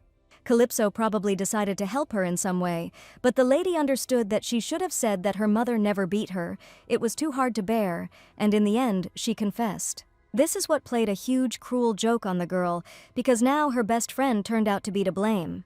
Calypso's cold body was sent home, and thanks to her stepmother's lies, it seemed as if she was the one who killed him, but Aaron was completely indifferent to this. At that time, the heroine's reputation was already irrevocably destroyed, so no one tried to find out the real truth, and everyone believed the stepmother's deception. Standing under the night sky, Erin tried to understand why she had returned to this particular point, when the lives of her best friends were at stake, and if she had returned even sooner, she would never have told Calypso what had happened. Unfortunately, the young man was already dead, but unlike in the past, the princess managed to survive today. Perhaps the future must change too, but perhaps if the heroine does not return but dies from the monsters, the better future may be destroyed. Now the heroine is completely confused, because if she had not been there, everyone could have been happy and stayed alive. The girl stood in the rain and did not understand anything at all, but at that moment she heard footsteps and saw the prince approaching. She could not believe his appearance. She was sure that she had gone too far and was simply lost. As soon as she realized that help was near her, the heroine's strength finally left her, and she fell unconscious on the grass. At the same time, strange events were also taking place in the Marquisate of Lurtis on that rainy night. The dark-haired lady sipped red wine and looked out the window, taking a small sip and feeling the tart taste of the drink spreading warmth throughout her body. The room was silent, broken only by the ticking of the antique clock on the mantelpiece, her gaze gliding thoughtfully along the streets where the first lights were coming on. A few days later, the castle was filled with knights, as if everyone was expecting something. There was a rumor about an enemy invasion, so all the knights were on full alert to launch an attack if necessary. For a simple marquis, this was an excessively large force. He had a huge number of knights under his command. He increased his power by defending his territories, and at the same time, this was proof that he occupied a fairly high position in the empire. But this power, wealth, and honor was enjoyed by the marquise, who reigned in his castle like a true queen. None other than a marquise named Corelia Lurthus was the head of this house, and all the servants were incredibly afraid of her. More than 10 years have passed since this girl remarried the marquis and was the only ruler here. High-quality dresses, servants who come running at the sound of a bell, and the lady has dreamed of a luxurious life all her life. Corelia is so accustomed to the privileges that only a marquise can enjoy. The lady said she might miss all of this if she returned to her original position. She turned to Knight Raymond, who asked if it was really necessary to return to her original appearance. All this time, the lady had been hiding the traces of time when she controlled the sword with the help of black magic, but he knew that this appearance was definitely not suitable for the role of the marquise. It happened about 10 years ago when the emperor heard about the outstanding skills of one of the warrior girls. Then Corelia was given a great honor. She was called a high-ranking knight, who was definitely stronger than the marquis himself. One day, the emperor decided to turn to her and summoned the girl because he needed her strength and courage. There were only 3 people in the empire who were called sword masters. All of these people possessed incredible skills. The emperor knew that there weren't even 10 people on the entire continent who could fight like that. Even from the highest throne in the empire, the emperor could not command these 3 at his own discretion, but he had no intention of leaving things as they were. He couldn't force these people to move according to his will, but he asked Corelia to make sure that these people didn't act out anymore. A lot of time has indeed passed since then, and once upon a time she was a warlike knight with sword scars on her hands. His Majesty the Emperor had long sought to seize the Marquise's house, a family that continually produced sword masters, so Corelia spent many years trying to sneak in. She divided and destroyed their greatest legacy, the young descendants of the Marquis, and became the head of this house. Until a certain point, everything went quite smoothly. The Marquis got stuck in one of the battles and almost never returned home. Then, unexpected events began to happen, and Corelia felt that she was gradually losing her power. The Aten Academy's suppression squad, sent to exterminate the monsters, completed their mission, and everyone returned safely thanks to a passing swordmaster. The girl's cunning plan was thwarted, and some stranger, a swordmaster, destroyed everything she had built over the years. Corelia was incredibly angry because she had built the hierarchy over many years and devoted almost her entire life to it. At that moment, a maid appeared in her office and apologized for being rude because she heard a loud noise. The lady admitted that her hand simply slipped, so she accidentally broke the vase and asked the maid to clean it up. The lady said that she was completely fine, and that the vase was simply standing on the very edge of the table, and she allegedly did not notice it. In fact, the lady was so angry that she broke the unique vase and only asked the maid to clean it up. She turned to her trusted mentor, Raymond, and asked him if he really thought it made any sense. The letter she received yesterday was indeed strange, and one of the few sword masters suddenly passed by at the same time, in the same forest, on the same continent. Corelia couldn't believe it. In this extermination of monsters, the princess should have died, but now she remained alive. And all thanks to an unknown person who managed to save her, but after her death, the Duke had to reject the second prince. Corelia went to great lengths to forcefully betroth Aaron to the second prince and force her into the fencing department. Now some stranger, a scoundrel, unexpectedly ruined everything. The lady could not believe that her plan had collapsed overnight. The lady continued to be angry while the repairman tried to calm her down, because if she continued to break things, it would definitely cause her trouble. Corelia always listened to her assistant, because he, with a cold mind, helped her make insidious plans. Raymond was sure that now was not the time to panic, and first, they needed to find out who this scoundrel was. A rumor came from the academy that Aaron was a skilled swordsman, and Corelia was also angry at this news. And now she needed to find out whether the words of one of the knights who told about Aaron were true. She already knew that the girl could deal with any monsters of any level with gusto, and now Corelia needed to know the truth. She still remembered the day she first met this child, a defenseless girl from the Marquise's family. Her radiant smile was completely carefree, because then Aaron did not know what life awaited her with her new mother. The cunning lady never considered this girl as her own. She hated her and called her an annoying girl. What irritated her most were the eyes full of innocence, the grace like a flower in full bloom, the very image of being born into a noble family. Instead of dolls, the little girl preferred to run around the yard waving a wooden sword, and her stepmother immediately noticed this. Aaron was incredibly passionate about training because the blood of a swordmaster truly flowed through her veins. She loved to watch how the knights wielded a sword during training, trying to remember each time and then repeating it herself. The stepmother noticed that this child had the talent to become a swordmaster, and the girl desperately desired it. But she did not want the little girl to continue her father's work, and she scolded her every time she saw a wooden sword in her hands. Corelia had always been cruel to this child, and since she had failed to become a great swordsman, she dreamed that the girl would never become one either. The body and bones required for a swordmaster, the inheritance of the marquisate, this child who, despite already having more than he deserved, possessed incredible talent. Therefore, the stepmother was ready to do anything to ruin the little girl's life, so that she would never know true happiness. As soon as she managed to find out that Calypso was trying to help the girl, she immediately caught him, without fear of heavenly punishment. She grabbed and tied up the young man who knew how cruelly she treated the child. Calypso was her servant who once dared to lecture her, and this lady was incredibly evil, so she destroyed the innocent young man. The servant was an unplanned reward for her, but thanks to it, from that moment on, Aaron completely broke down, which is exactly what her stepmother wanted. For her, in the end, it was a good choice, and the selfish lady was ready to sacrifice anything just to destroy the girl's happiness. All her life she had strived for only one thing, to prevent her from becoming the heir of the Marquis, and she believed that there was very little time left. His Majesty had begun to act in earnest, so she was confident that the plan could no longer fail. She ordered Raymond to go to the academy so that the young man could confirm whether she had truly mastered the sword. Corelia was sure that with her shattered bones, even if the girl began to learn fencing now, she would at best become no more than a high-ranking knight. Even if that were the case, the girl had actually learned to wield a sword, and the formidable lady couldn't believe it. A terrible plan came into her head to prevent Aaron from becoming a swordmaster. She must injure her wrists due to an accident. Raymond didn't respond to these words, but even he understood that it would be too cruel for the girl. After the expedition, the students finally reached the academy dormitory. Irina spent a long time recovering, and her brother was by her side the whole time. The girl's hands were horribly disfigured by the battles. Her wounds for some reason did not heal, and she had no strength left at all. Aaron lay in bed, half asleep, every muscle in her body aching, reminding her of the recent battle with the monsters. The battle left not only physical wounds but also marks on the heart and mind. Finally, after several days, Aaron opened her eyes, and her brother was glad that his sister had finally come to her senses.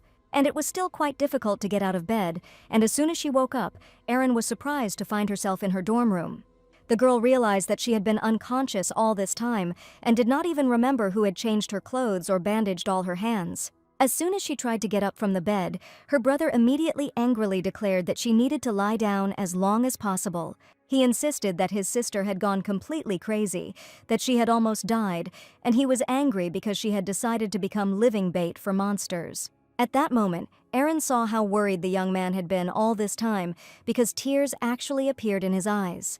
He was in no way angry with her, and judging by his reaction, he didn't even touch her clothes, because if he had changed them, he would have asked about the scars first. There was not only pride in his voice, but also a deep concern that empathized with every injury inflicted on her soul.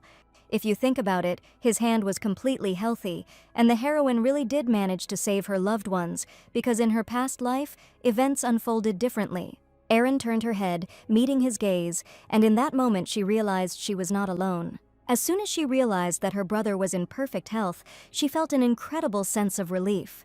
Her brother sat next to her, watching her closely with concern in his eyes, a quiet presence that brought her comfort. He still couldn't understand why she did something that could kill her, and asked that next time it should never do that. Karen warned that if his sister was at risk of dying, she must first save herself. For a moment, it seemed to the girl that tears welled up in her brother's eyes, and he was truly very worried about her. Perhaps she imagined it, so the brother immediately turned away, asking his sister not to get out of bed. She admitted that she decided to get up to get some water, but at that moment the young man ran up to the table. Moreover, Erin woke up when the second Prince Ferdin was no longer here, but unfortunately she did not remember the recent events and how she ended up at the academy. The brother said that this man kept coming to visit while she was sleeping, and it irritated him incredibly. Erin asked him not to joke like that again, but the young man admitted that he wasn't really joking at all. Sir Ferdin did indeed visit her room while she was unconscious, but for Erin it seemed impossible. In a helpless state, he found her in the forest, and all this time he remained next to her, trying to bring the girl to her senses. Erin only remembered Ferdin's face when she fell on the grass. She was trying to tell him something. That evening she took his hand and asked him not to do this to her under any circumstances, and perhaps she really was going to die. Then she asked him not to be so kind, and she was sure that after these words he would hardly have come to her room. But for some reason her brother told a completely different story, and she couldn't believe that all this time Ferdin was there, worrying about her condition. The next second she learned the terrible news: the academy had recently allowed a visit from one person whom Erin would definitely never want to see again in her life. After her brother's words, a look of genuine horror appeared on the girl's face. He said that her mother was apparently very worried, and now Sir Raymond had been given permission to visit the academy. So she asked the academy to appoint Sir Raymond as her bodyguard, and the young man asked if that wasn't wonderful. And right now he was ready to invite Raymond into the room, but this news made Erin's heart beat wildly. At the same time, the best students gathered in the conference room of the central hall of the academy to discuss their achievements. There have been some strange incidents happening lately, and each of the students has definitely noticed them. During the monster extermination, what they thought was a pack of weak demons turned out to be mid-level demons, especially hardy and strong. Everyone knew that they were dealt with by a swordmaster who came out of nowhere. During the expedition, many mysteries arose, and whatever actually happened to Erin also influenced Eamon's strange state. But among the students there was a young man who looked much more thoughtful than the others, and Derek noticed it immediately. The second Prince Ferdin acted completely differently than before, as if the expedition had really influenced his mind and life. Derek, who had been watching him all this time, noticed that the young man constantly visited Erin in the infirmary every day, even when she was unconscious. Ferdin, who always put on a perfect image, now quite often stared blankly out the window, with dark circles under his eyes, like today. The report on the extermination of the demons to His Majesty the Emperor could no longer be delayed, and Derek understood, as the prince knew better than anyone, that it would only be his loss. The prince was in a strange state, and the young man did not understand what he was thinking about after the expedition. A detachment settled in his eyes, a gaze directed into an invisible distance where, it seemed, he saw something that was inaccessible to others. The young man couldn't stop thinking about how he found an exhausted Erin, who for some reason at that moment asked him for only one thing. That fateful evening, Erin asked him not to treat her with kindness under any circumstances, so that the young man's life would not turn into a real horror. At first, Ferdin thought she was talking nonsense, but the girl insistently asked him to simply hate her and not get close to her under any circumstances. She lay on the cold, damp ground under the cold drops of rain and insisted that he must hate her just like everyone else. So Ferdin thought about her words for a long time and did not understand why she suddenly said something like that. Her words were absurd. She asked him not to show kindness, but simply to hate her, and Ferdin didn't understand whether Aaron hated him too. She said these words as if she was deliberately pushing him away, and there was probably a reason why she didn't want the prince to be near her. The meeting had already begun, and Lily wondered if the prince should not continue the meeting right now. All this time the students sat silently at the table, and no one could understand whether he had really called people here just to sit and be silent together.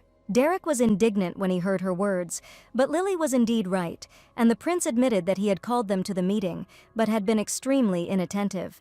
But no one saw Princess Cecily, nor did anyone know where she went after the expedition. One of the students answered, "The princess went to Sir Aaron, and the heroes wondered why he just called her Sir." Eamon said that he ran into the princess on the road, and she heard the news that Aaron had woken up and also told him to continue the meeting without her. An angry Derek considered this to be rudeness on the part of the princess, and the prince was surprised that Aaron had finally woken up. The young man felt some relief, and it seemed that everyone had become quite close to this girl, and perhaps in the future they would be able to improve their relationship. Lily stated that it was necessary to report to His Majesty the Emperor about the absurd situation, everything concerning the strange phenomenon of a flock of demons that appeared in the northern forest. She also suggested telling about the swordmaster who came as if by someone's design, and the lady admitted that it was nice to celebrate the recovery of the killer without any worries. In Amon's opinion, the girl's words went too far, and she had absolutely no right to say such offensive things. Lily replied that until recently the young man had boasted that he was ready to flatten a nose with confidence, but now for some reason he had changed his attitude. Perhaps the shared experiences of the same crisis had created some kind of camaraderie, but Lilia was sure that this was definitely a stupid act. The lady could not accept the fact that Amon's comrade was someone else, or rather her worst enemy named Aaron.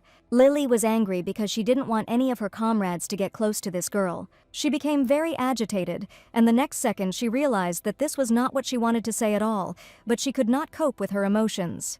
Having exhaled, Lilia sat back down in her place and asked for forgiveness, because she really had gone a little too far in her words, but she was trying to say something different. She was sure they must be worried about more than just the report, and hadn't the prince received the announcement from the academy? There was tension in the air, and indeed the students received a special announcement today. Duke Asili planned to visit the academy as a visiting outside instructor, and he was the father of the prince's former lover. The announcement came this morning that the Duke would soon be visiting the academy, and for Ferdin it was not very pleasant news. While the students were discussing important issues, something strange was happening in Aaron's room, and the girl was incredibly excited. Because right in front of her sat the princess herself, who, as soon as she learned of her recovery, immediately came. Aaron felt uneasy about the unexpected visit, and she never thought that the princess herself would express a desire to meet her. She didn't understand why the princess came to see her, because she had no reason at all to do so. The princess said she heard from Sir Aemon that Aaron acted as bait to save the students, so she wanted to sincerely thank him. This man, in Aaron's opinion, was strangely burdensome, she confessed to the princess, and there was no need to do this at all. The girl insisted that she wanted to personally thank the savior, who was ready to sacrifice her life for the sake of the other students.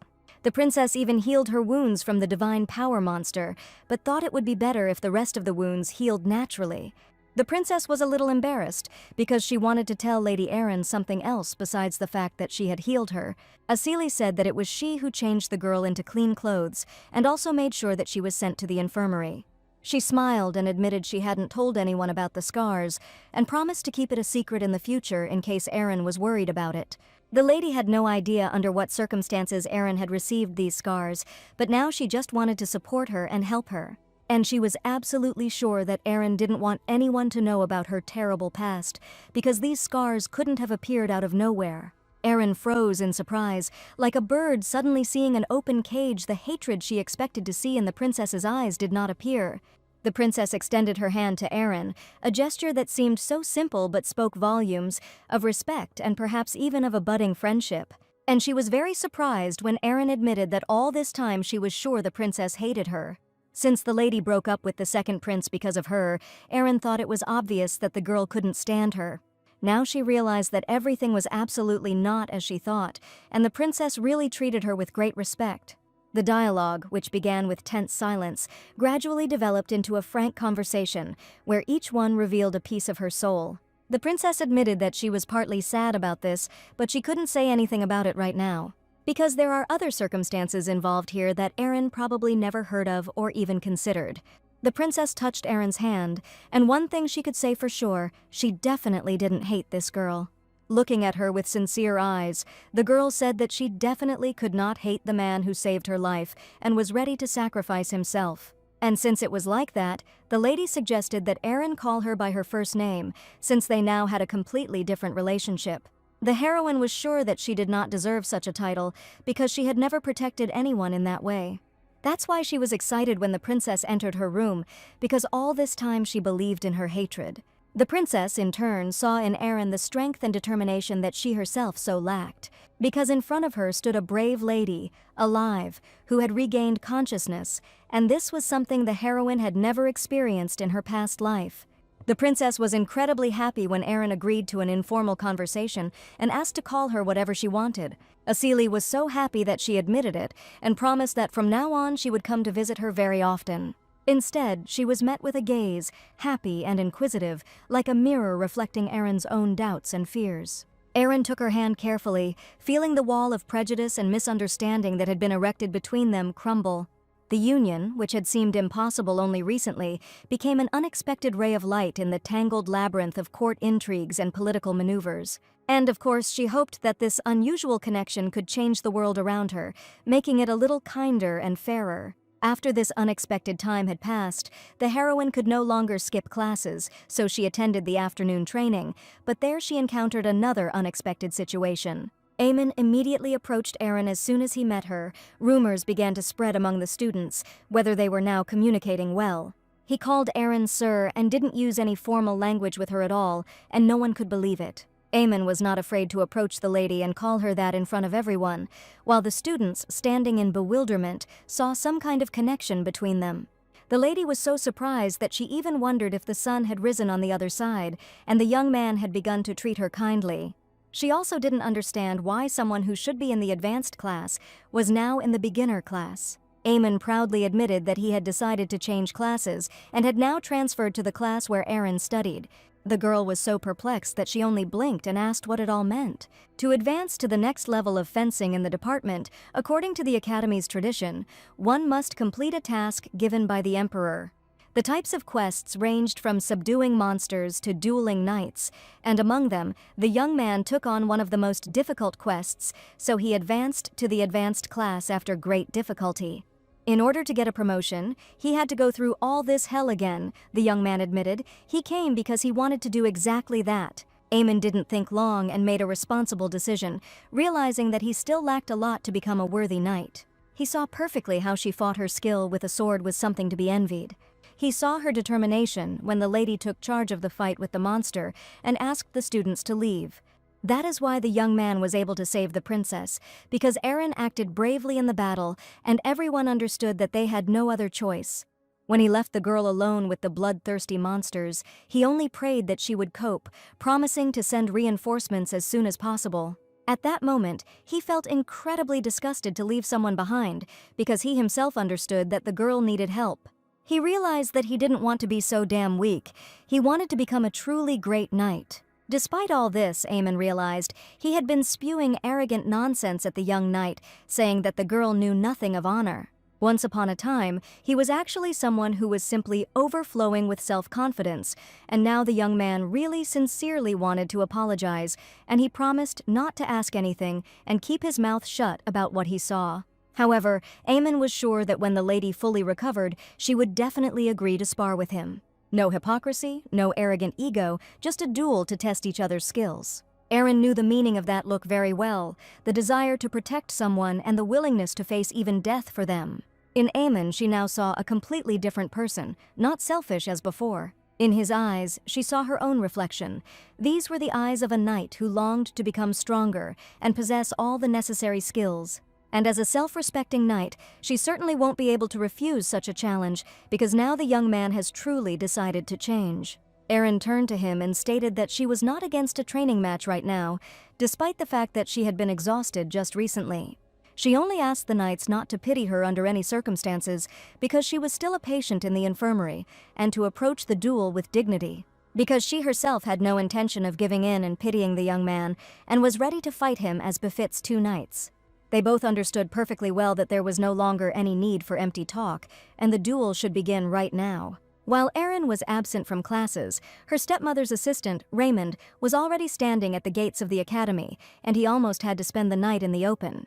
Now the young man was burning with desire to visit Lady Erin as soon as possible in order to see her condition with his own eyes. Raymond knew that the dorm leader had said that the girl had gone to the training ground and should be there now. Suddenly he felt something strange and stopped, because the person he just saw definitely shouldn't be here. Raymond hid to watch what was happening, and someone was approaching the academy. It was the Grand Duke Asili, whose appearance was so unexpected for him that he did not even immediately believe it. The Duke was one of only 3 swordmasters in the entire empire, with mountains of monster corpses trailing in his wake, and he was the commander of the empire's elite First Knightly Order. A man who has reached the pinnacle of swordsmanship, adored and respected by every knight. The assistant reported that most of the expedition's monsters were high-ranking, and the Duke could not believe that the academy students had dealt with them. The Duke had come to the academy for a reason, and Raymond had heard that he had been assigned to investigate the latest monster extermination. The Duke's name was Ronald, and as soon as he heard that the students had dealt with the monsters, he asked his assistant not to talk nonsense.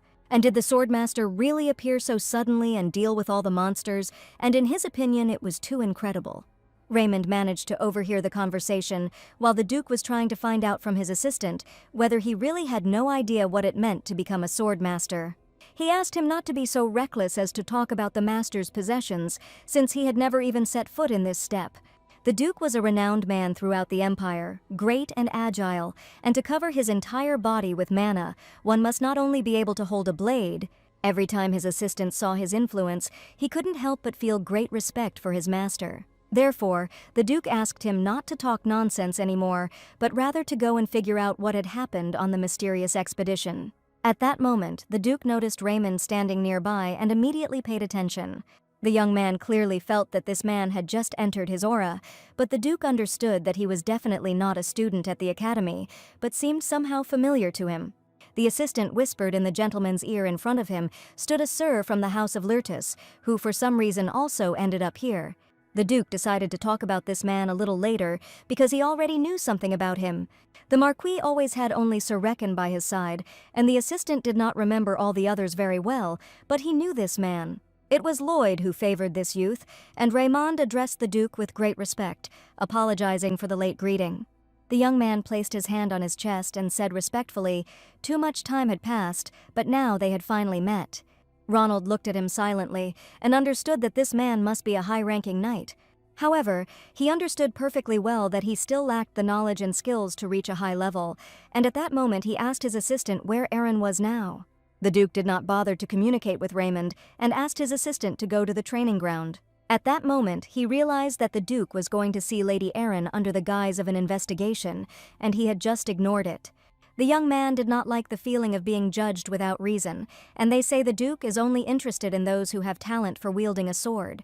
All the academy students had gathered at the training ground, and something unexpected was happening there today. Lady Erin and Aemon stood opposite each other, ready to finally begin sparring, and now they were fighting on equal terms. Many assumed that if they looked closely, the students were not quite equal, but no one understood why they decided to arrange a duel right now. Erin was completely calm, and dropping to one knee, she was ready to begin the battle. But at the same time, Sir Amon, for some reason, looked anything but calm and balanced. The heroine decided to start with the easy way out and tried to think through the next steps to enter the battle. Erin, despite her apparent fragility, demonstrated extraordinary strength and endurance, forcing her opponent to work at full strength. He skillfully parried her attacks, waiting for the moment to counterattack, and as soon as such an opportunity presented itself, his sword shot forward with lightning speed, trying to hit the target. The battle raged on, sparks of metal flew in all directions, and the spectators held their breath, mesmerized by this dance of strength and dexterity. Lady Erin was quick, and Aemon didn't expect such a swift reaction. While he was measuring the next blow, ready to bring down all his force, Erin suddenly changed tactics. The sudden change in the rhythm of the battle caught Aemon off guard. Her sword flashed like lightning in the rays of the sun, striking Aemon again and again, forcing him to retreat. The students, captivated by what was happening, watched in amazement as the fragile girl pushed aside the best student, as dexterity triumphed over strength. The next second, when the blade of the sword was right in front of his face, the young man realized that Erin had skillfully copied his technique. She had only seen him fight once, the style was his family's, but now Erin was at home with it as if she had known him all her life. Erin, as if anticipating his intentions, disarmed him with one short, precise movement, and Aemon's blade fell to the ground with a clang. The academy students looked in shock at Erin, who won the duel with Aemon and demonstrated excellent swordsmanship. Her quiet nature and modest demeanor did not foreshadow the potential that lay within her, but that all changed today when her blade found itself at Aemon's throat. After the victory, Erin's gaze changed. A fire appeared in her eyes, and her shoulders straightened as if she blossomed, freed from the shackles of doubt. There was no way this could have happened. The top student actually lost to Erin, and one of the students thought she was just lucky to survive the monster slaying. Erin offered her hand to her opponent, and he asked how she managed to imitate his family's swordsmanship style. All this time, the Duke was on the training ground, and he noticed a truly remarkable talent in the girl.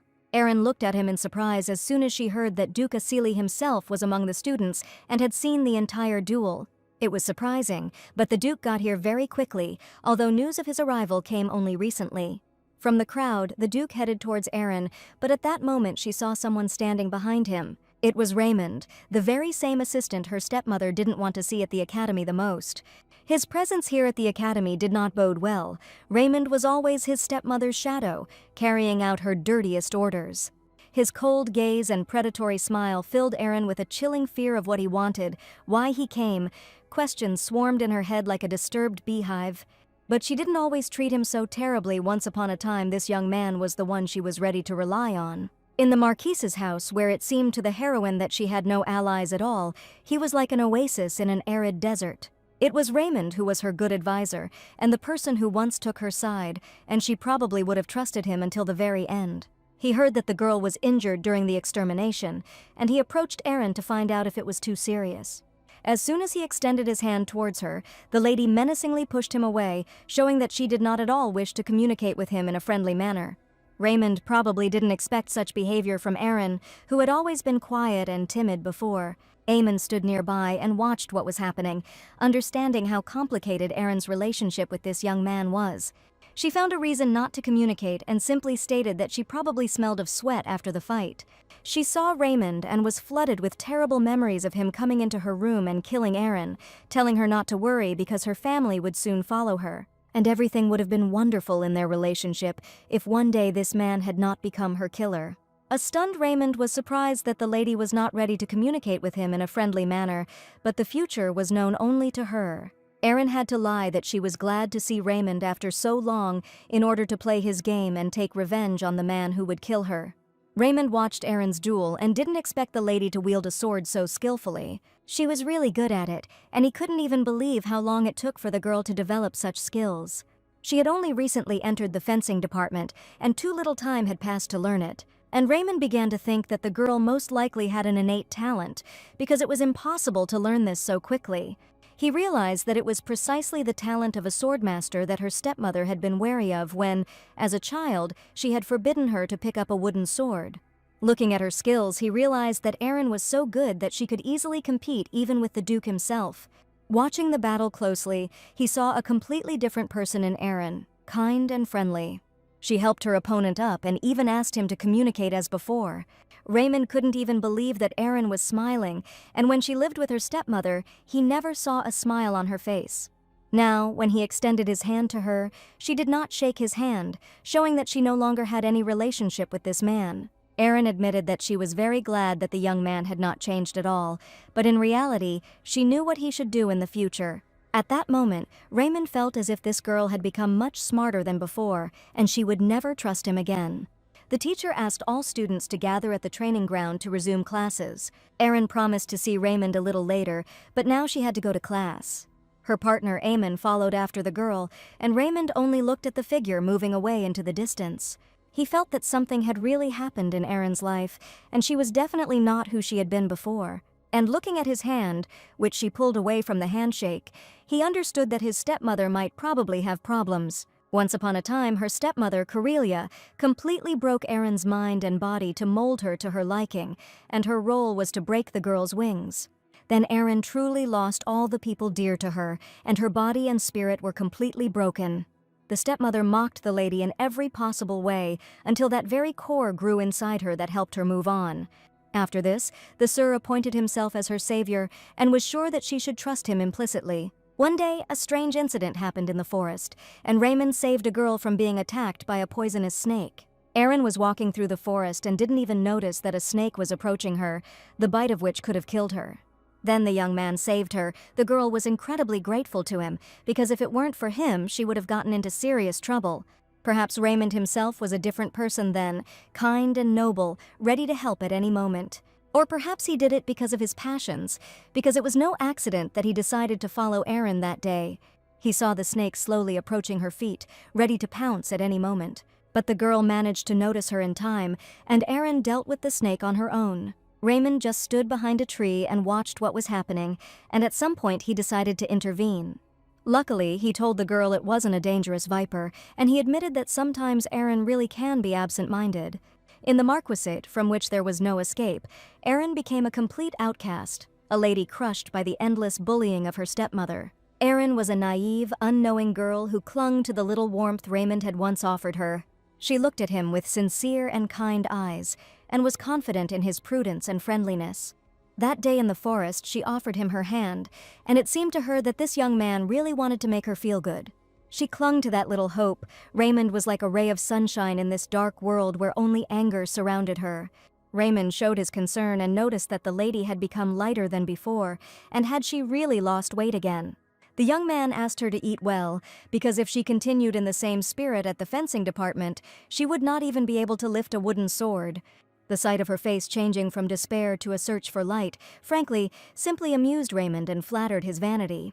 Today she pulled his hand away, and that meant that naive Erin no longer considered him a reliable person. The gesture made the young man incredibly angry, because he was sure that he had once been her savior, but now she did not want to communicate with him. And before him appeared not the same naive Erin who trusted and believed him unquestioningly. That same evening, in Ferdinand's office, the Duke pondered the duel for a long time, and Erin's talent truly impressed him. Precise swordplay, seizing the right moment to put pressure on the enemy, restrained movements and lightning-fast power. When the Duke caught a glimpse of Erin as a child, she looked so fragile and he doubted she could even withstand any kind of duel. Children grow up at an alarming rate, the Duke thought for a long time. Erin really managed to grow up to be a follower of her father. At that moment, the second prince approached him and asked how the Duke had been doing all this time. Ronald was really too deep in thought that he didn't even notice Ferdinand enter the office. The prince was interested. The Duke had previously said that he only came on official business, but now they were not in a private setting. He asked the Duke to speak freely. They were close to his mother and had looked after the boy since he was little. Ferdinand asked to be addressed as usual, and the Duke gladly accepted his offer. And since they were talking about this, the Duke decided to ask the second prince about the issues that were troubling him. The Duke had one pressing question. While he was devoting himself to the Empire, conquering the monster in the southern mountains, some information reached him. The Duke decided to ask if the second prince had become engaged to Erin without telling him a single word. This was indeed the case, and Ferdinand realized that the Duke was probably angry about this, since he should have been informed about it. The Duke heard that it was also an order from His Majesty the Emperor that he should be engaged to this girl as soon as possible. By the will of the Emperor, they actually became engaged, and the Duke was not even warned about this event. That's why the man was so furious. The idol of all knights, the Duke, known as one of the three pillars supporting the Empire. There was a fact known only to his closest aide, and the Duke was perplexed as to how the young man dared to abandon his daughter, the saint of the Empire, and choose some villain in her place. The thing was that the Duke was a very loving father, and he was sure that the young man was obliged to marry his daughter. Next to them in the office was the princess, who informed her father that their relationship with Ferdinand had always been just a staged play based on a contract. It was just to keep the factions around under control, and they didn't even get the Duke's permission, so the girl didn't understand why she was angry if he knew everything from the very beginning. He didn't want the princess to be angry at all, and he admitted that wasn't what he had in mind. It was just that to him, it looked like his daughter had been abandoned, and no matter how many times the second prince saw this scene, he still couldn't get used to it.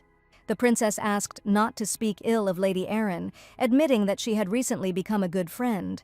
She asked if Duke Aaron had seen her in the training hall before coming here. He should probably be aware of how strong this girl was.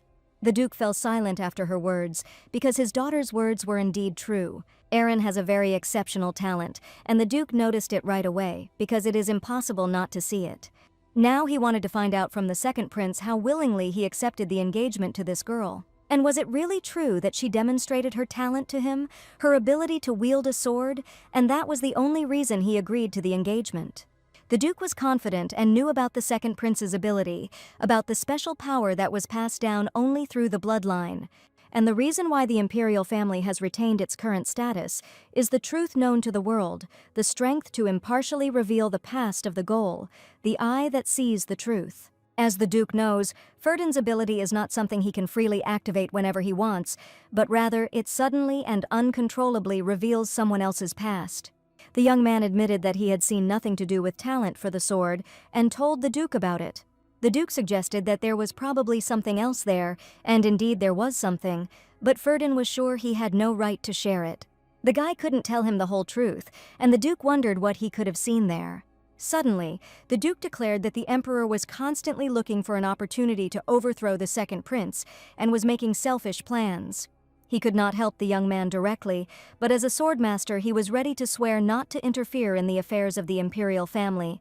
Perhaps that is why the Emperor allowed the engagement to the villainess who became famous throughout the empire, and if she commits an act, he will claim that Ferdinand was unable to properly control her. The young man understood perfectly well that in this case, all responsibility would fall on his shoulders if Aaron made any mistake. Judging by the fact that the Emperor sent the Duke here to investigate the expedition, it seems he wants him to uncover their secrets with his own hands. The Duke asked Ferdinand to tell him what exactly had happened, and no matter what he thought, it was not a group of monsters that ordinary knights could handle. All the students find it strange too. The monsters were defeated before they even had a chance to assess the situation. The Duke thought for a moment and decided that he should also look at the others who had participated in the hunt to ask about what had happened. It definitely couldn't have been someone from the hunting party, and the Duke said that once people reached a certain level, they couldn't truly judge each other's strength. That is why he would really like to meet this secretive man to finally find out the whole truth. It had been a long time since the Duke had met a worthy opponent, and he wanted to look this man in the eye. The full moon appeared in the night sky. The Duke admitted that it was already late and suggested ending today's conversation. He and his daughter were about to leave the office, but he decided to say something to the second prince before leaving. The young man listened to him attentively because the Duke's words were indeed of great importance. The Duke thanked Ferdinand for the safe return of his daughter because the princess had been in danger that day. The academy students managed to save her because that evening the girl had suffered a terrible attack. The young man was well aware of who had really helped the lady and dealt with the terrible bloodthirsty monsters. Therefore, he asked the Duke to thank Lord Amon and Lady Erin as soon as possible, since these two had safely returned his daughter. The young man was left in the office completely alone, and after the expedition he could not stop thinking about what had happened. Perhaps that is why the Emperor allowed his engagement to the villain, who became famous throughout the empire. Ferdinand thought about it. He really didn't know the details, but there was some information he didn't want to tell the Duke. Lost in his thoughts, the young man stood near the night window, through which bright moonlight was shining. In the courtyard of the academy there grew a huge tree, under which not long ago, a happy Aaron sat with a huge ginger cat. Recently, an incident occurred after which the young man realized that Lady Erin was not at all the villain they say she was. It happened just a few months ago, and the incident left its mark on the young man. The second prince of the empire, Ferdinand Alexius, was born to a concubine rather than his legal wife, but despite this, he possessed a kind and endlessly generous nature. All the girls at the academy were crazy about him, and they eagerly awaited the end of classes so they could catch a glimpse of the handsome young man. He was the one who suited the title of prince more than anyone else, but lately something had really changed in him. This was influenced by a certain event, and from that moment on, Prince Ferdinand seemed to become a different person. This happened after meeting the princess, and his changes could definitely be linked to her appearance. The heroes were close since childhood, and they were destined to become a happy family for the good of the empire. The meeting of the prince and the saint was enough to capture people's interest and ignite romance, and they were the ideal image of lovers that all people dreamed of. They were the kind of couple that love legends are made about, and they were perfect for each other. They didn't want other people involved in their relationship at all, and tried to avoid each other in every possible way. The princess couldn't accept at all why so many eyes were watching their couple, and every time she had to force a smile in front of everyone. One day, Ferdin didn't like that the lady was walking too slowly. He asked her to think about her own walking speed and not blame other people. The two, who were actually like sworn enemies, secretly entered into a contract and declared themselves lovers several months ago. The reason they made this choice was due to the power struggle within the imperial family and personal grievances. The emperor always gave preference to the first prince. Because of this, the prince naturally came into conflict with the first prince one day, and the youth, who did not have a noble bloodline, inevitably found himself at a disadvantage in terms of power. The only daughter of Duke Asili, a princess born with the power of the saint, her father was a master swordsman, and like him, she never had any interest in power. However, soon the girl began to harbor a grudge against the emperor, like a saint, for only one simple reason. Having known each other since childhood, the two knew each other better than anyone else. Ferdin needed protection to strengthen his position. The princess believed that he was the only one who could restrain the emperor and the tyranny of the first prince, and thus, these people's choice fell on a contract romance. The princess knew that she would have to make a choice about this, but at some point she felt that it was all quite tiring. Pretending to be good in front of others to protect her saintly image was unbearable, but now she had to pretend to be a loving partner. One day, a frank dialogue took place between the heroes, and Ferdin admitted that he could break the contract at any time if the princess wanted it. She was worried that the young man would not be able to survive after this, but he was sure that since the lady was connected to him, her safety was also at risk. The princess was perplexed the young man was talking complete nonsense, because people would die anyway one day, whether he was the cause or not. She did not enter into a contract with him to save her life, but to make the best choice for the good of the empire. That day, the young man suggested that the princess take better care of herself, but the girl had already heard talk of an engagement. It happened on that very day, at a social ball, when all the aristocrats were expecting the villainess's appearance. Then the guests greeted with disdain the girl who became famous throughout the empire as the most genuine evil. Everyone considered Erin to be the real root of evil, but few people thought about what she was really like. It was at that ball, when all the eyes of the aristocrats were riveted on the appearance of Erin, that Ferdin saw her. Rumors of their engagement spread throughout the empire, and many at the ball already knew this information. That evening, the young man chatted amiably with the guests, and one lady was glad to see him, but he was absent for some time due to business at the academy. The aristocrats were most interested in whether this rumor about the upcoming engagement of the empire's greatest villain was true. At the ball, one of the girls approached the second prince and told him that she had heard that he had recently been engaged to Lady Lurtis. Rumors of the engagement to the daughter of the House of Lurthis had already spread throughout the empire, and the emperor asked the second prince to attend this banquet and at least get to know her. Then the young man really found himself in a situation where he had absolutely no other choice. It was that evening that he saw this girl for the first time, the very one the emperor had ordered him to marry. When Erin entered the luxurious hall, everyone stared at her, puzzled by what the insidious villain had forgotten at the banquet. The guests began to whisper, which meant that the rumor about the engagement must be true, but no one could believe how this was possible, since Ferdinand was dating a saint. And no one understood whether the young man was really going to get engaged to a woman like her, and everyone simply felt sorry for the second prince, who found himself in a hopeless situation. At the banquet, Erin felt the looks of hostility and contempt, and she did not want to participate in it.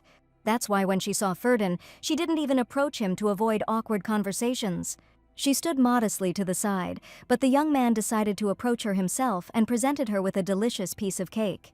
Ferdin looked simply flawless. His sweet and friendly look won the girl's heart in 1 second.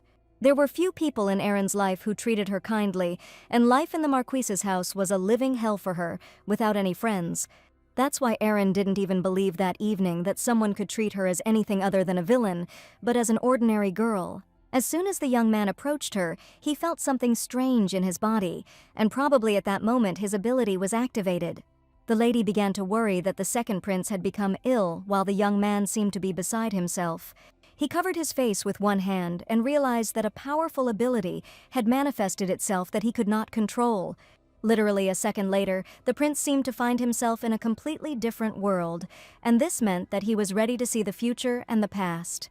Looking around, the young man could not understand which room he had just found himself in, because right now he was definitely not in a banquet hall. More importantly, for some reason his ability to see the future and the past suddenly manifested itself. Finding himself in a completely different place, Ferdin heard strange sounds that sounded like crying. Indeed, he was not mistaken. In the room sat a girl in a cloak, clearly resembling Lady Lurthus, who was crying bitterly. For some reason, now the second prince managed to see the lady in the past, and then this was her room. The girl was sitting on the floor and crying bitterly. Ferdin carefully approached her, but he knew perfectly well that at that moment she definitely did not see him. Erin was crying so hard it felt like someone had broken her heart, and she was in incredible despair. It was at that moment that the prince felt that he had once cried in exactly the same way in his childhood, and felt an unbearable pain in his chest. The next second the vision vanished, and the prince found himself again in the banquet hall, with Lady Lurthus standing before him. He managed to instantly return to normal, but the girl was worried, because the young man's complexion suddenly became incredibly pale. Ferdin felt a severe headache, which was not surprising, since it was a side effect of his strong ability. And now he couldn't understand what he had just seen, and why this ability had decided to manifest itself at the very moment when he approached Erin. The girl could not understand at all what had happened to the prince, but she clearly noticed his agitated state. The young man's expression changed instantly, as if he had actually seen something. The guests noticed this and began to talk about whether the girl could have said something to make His Highness look like this. The aristocrats said that Erin really had an incredibly vile nature. As expected from a villain, she clearly said something to the second prince. The lady apologized to the young man and simply decided to leave to avoid the stares of other people. It was at this moment that the prince realized that everything they said about this girl was a complete lie, and that her nature was completely different. After all, he had just seen her, exhausted, crying on the cold floor, completely alone and unwanted by anyone. The prince thanked the girl for her concern and wanted to take her hand, because he realized that she was not a villain at all. He must have scared her and told her he felt a momentary attack of dizziness, but thanks to her concern, he feels much better. Everyone immediately turned around and noticed the situation, because for some reason the prince suddenly showed nobility towards her. He handed the girl a plate with a delicious piece of cake and asked her not to worry about him anymore. The prince smiled, looking incredibly kind, asking the girl to eat the delicious treat instead. Erin, on the one hand, didn't understand why the young man treated her differently than everyone else, but standing with this piece of cake, she felt good. After thanking him for such close attention and care, Erin decided that she probably just needed to leave the banquet. Perhaps because it had been so long since the prince had last attended a banquet, he felt unusually tired. Most of all, he could not forget his meeting with this girl, and his vision that came to him so unexpectedly. This was definitely the first time the boy had seen Erin make such an expression. Lady Lurthus is known by many names: the greatest villain of the century, the shame of House Lurthus, the sole darkness of the empire, and a host of others, as if she existed only to bear every insult in the world. Malicious rumors always followed her like shadows, and yet despite this, he never saw her create any problems at the banquet. Erin rarely visited them, but even when she did, she would quietly spend a modest amount of time in the corner before leaving. Today she also left the banquet quite early, and the famous villain did nothing to warrant such talk. Throughout the banquet, the young man closely watched her behavior, and only saw that this girl was incredibly sweet and kind. She left quite a lot of food, and only lightly touched a piece of cake, while all the aristocrats ate the treat with pleasure. At some point, the prince realized why he was even thinking about this, because after the banquet, all his thoughts were occupied by this girl. Ferdin felt tired. He was in his office and accidentally saw a letter lying on the table. Before the banquet, he had already read the contents of the letter, and he did not like it at all. The letter stated that the young man was already aware that rumors were circulating about his engagement to the daughter of the House of Lurthus, and in it the emperor asked him to attend the banquet and meet the girl. True, at that moment the young man had his own problems, because he had a completely different life. And who was he to worry about anyone else when his title was at stake? Thoughts about Aaron did not leave him for a long time, and then one day a strange event occurred. Standing near the academy window, he saw Aaron sitting under a huge spreading tree, and a large ginger cat nestled comfortably in her lap. Aaron was humming a melodious song while she stroked the cat with all her care. This certainly didn't sound like the behavior of a real villain, and that evening the young man noticed it. The cat was incredibly affectionate and happy, and Aaron happily stroked him and sang a cheerful song. That evening, the young man could not believe that this was really the same villainess who was now tenderly stroking the shaggy cat.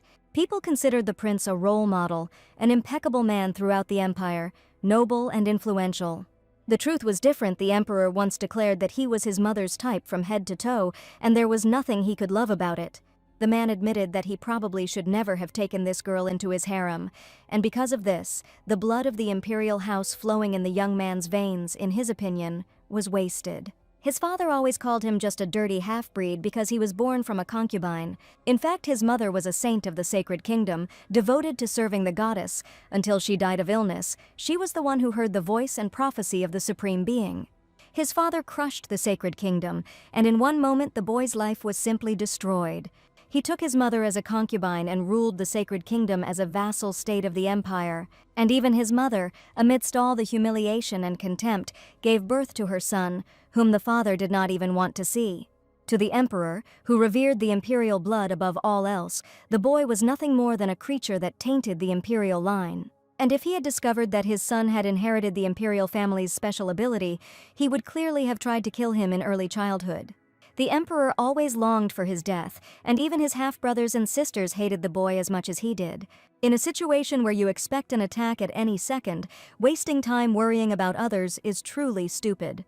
For some reason, when Ferdin first saw the empire's biggest villain, completely different feelings raged within him. He understood perfectly well that he should hardly interfere in this girl's life, but for some reason she treated him completely differently. For some reason, he kept catching glimpses of her in the bright light, and his senses were certainly not deceiving him. After everything that happened, the prince seemed to become a different person, and constantly looked thoughtful and puzzled. Just yesterday, he had this feeling that he had seen something that he shouldn't have seen at all. This homeless cat, whom he often saw near the academy, was sitting on the lap of the empire's biggest villain. When he first met him, the cat was so thin, but now, even from a distance, he seemed quite healthy. The prince realized that the lady had probably been taking care of him all this time, but at that moment Derek approached him and noticed that the prince was constantly distracted. Ferdin didn't even notice that the lesson had already ended. Most of the students had left the class, and he alone remained sitting, holding a pen in his hands. Derek immediately noticed that the young man was acting strangely, and wondered if something had happened at the banquet yesterday that had affected him so strongly. The young man said that perhaps the prince had already heard something unpleasant from His Majesty, and perhaps that was the matter. The second prince's future knights, including Lord Derek, are unaware that they and Lady Asili were only dating under contract.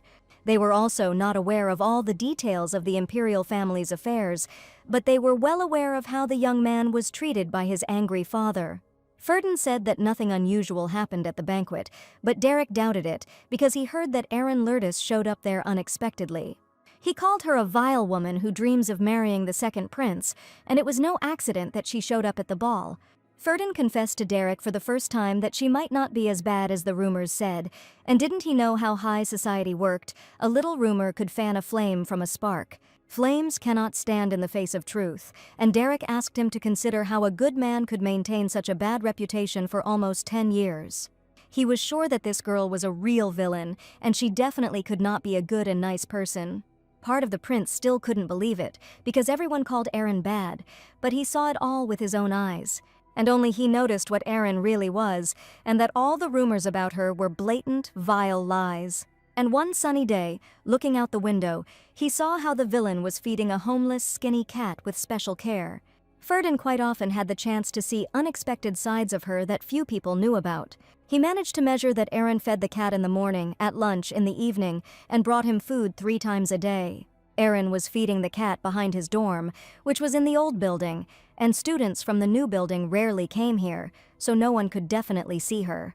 So if someone takes the long way around the back of the building, they're rarely going to meet anyone. Simply put, Aaron always moved quietly and completely alone, so no one noticed her. The risk of anyone noticing her feeding the cat was small, so none of the students knew or suspected it. This was the very secret that only the young man knew, and every time he watched the girl take care of the homeless cat.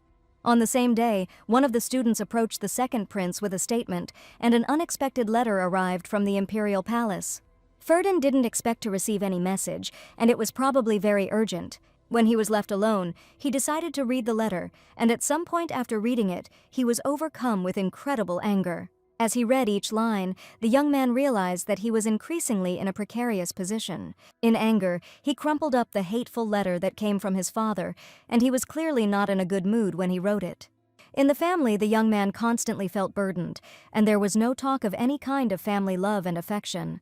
Like unchanging mountains, the suffocating days went on in his life, plunging Ferdinand into some kind of incredible darkness. He was just waiting for it all to finally end, and the stray cat waited for Aaron every day under a huge green tree. No one knew how it would all end, what awaited at the end, and what awaited the Empire's greatest villain. For someone like him, just waiting and unsuspecting, the sight of Aaron gave him some hope for a brighter future.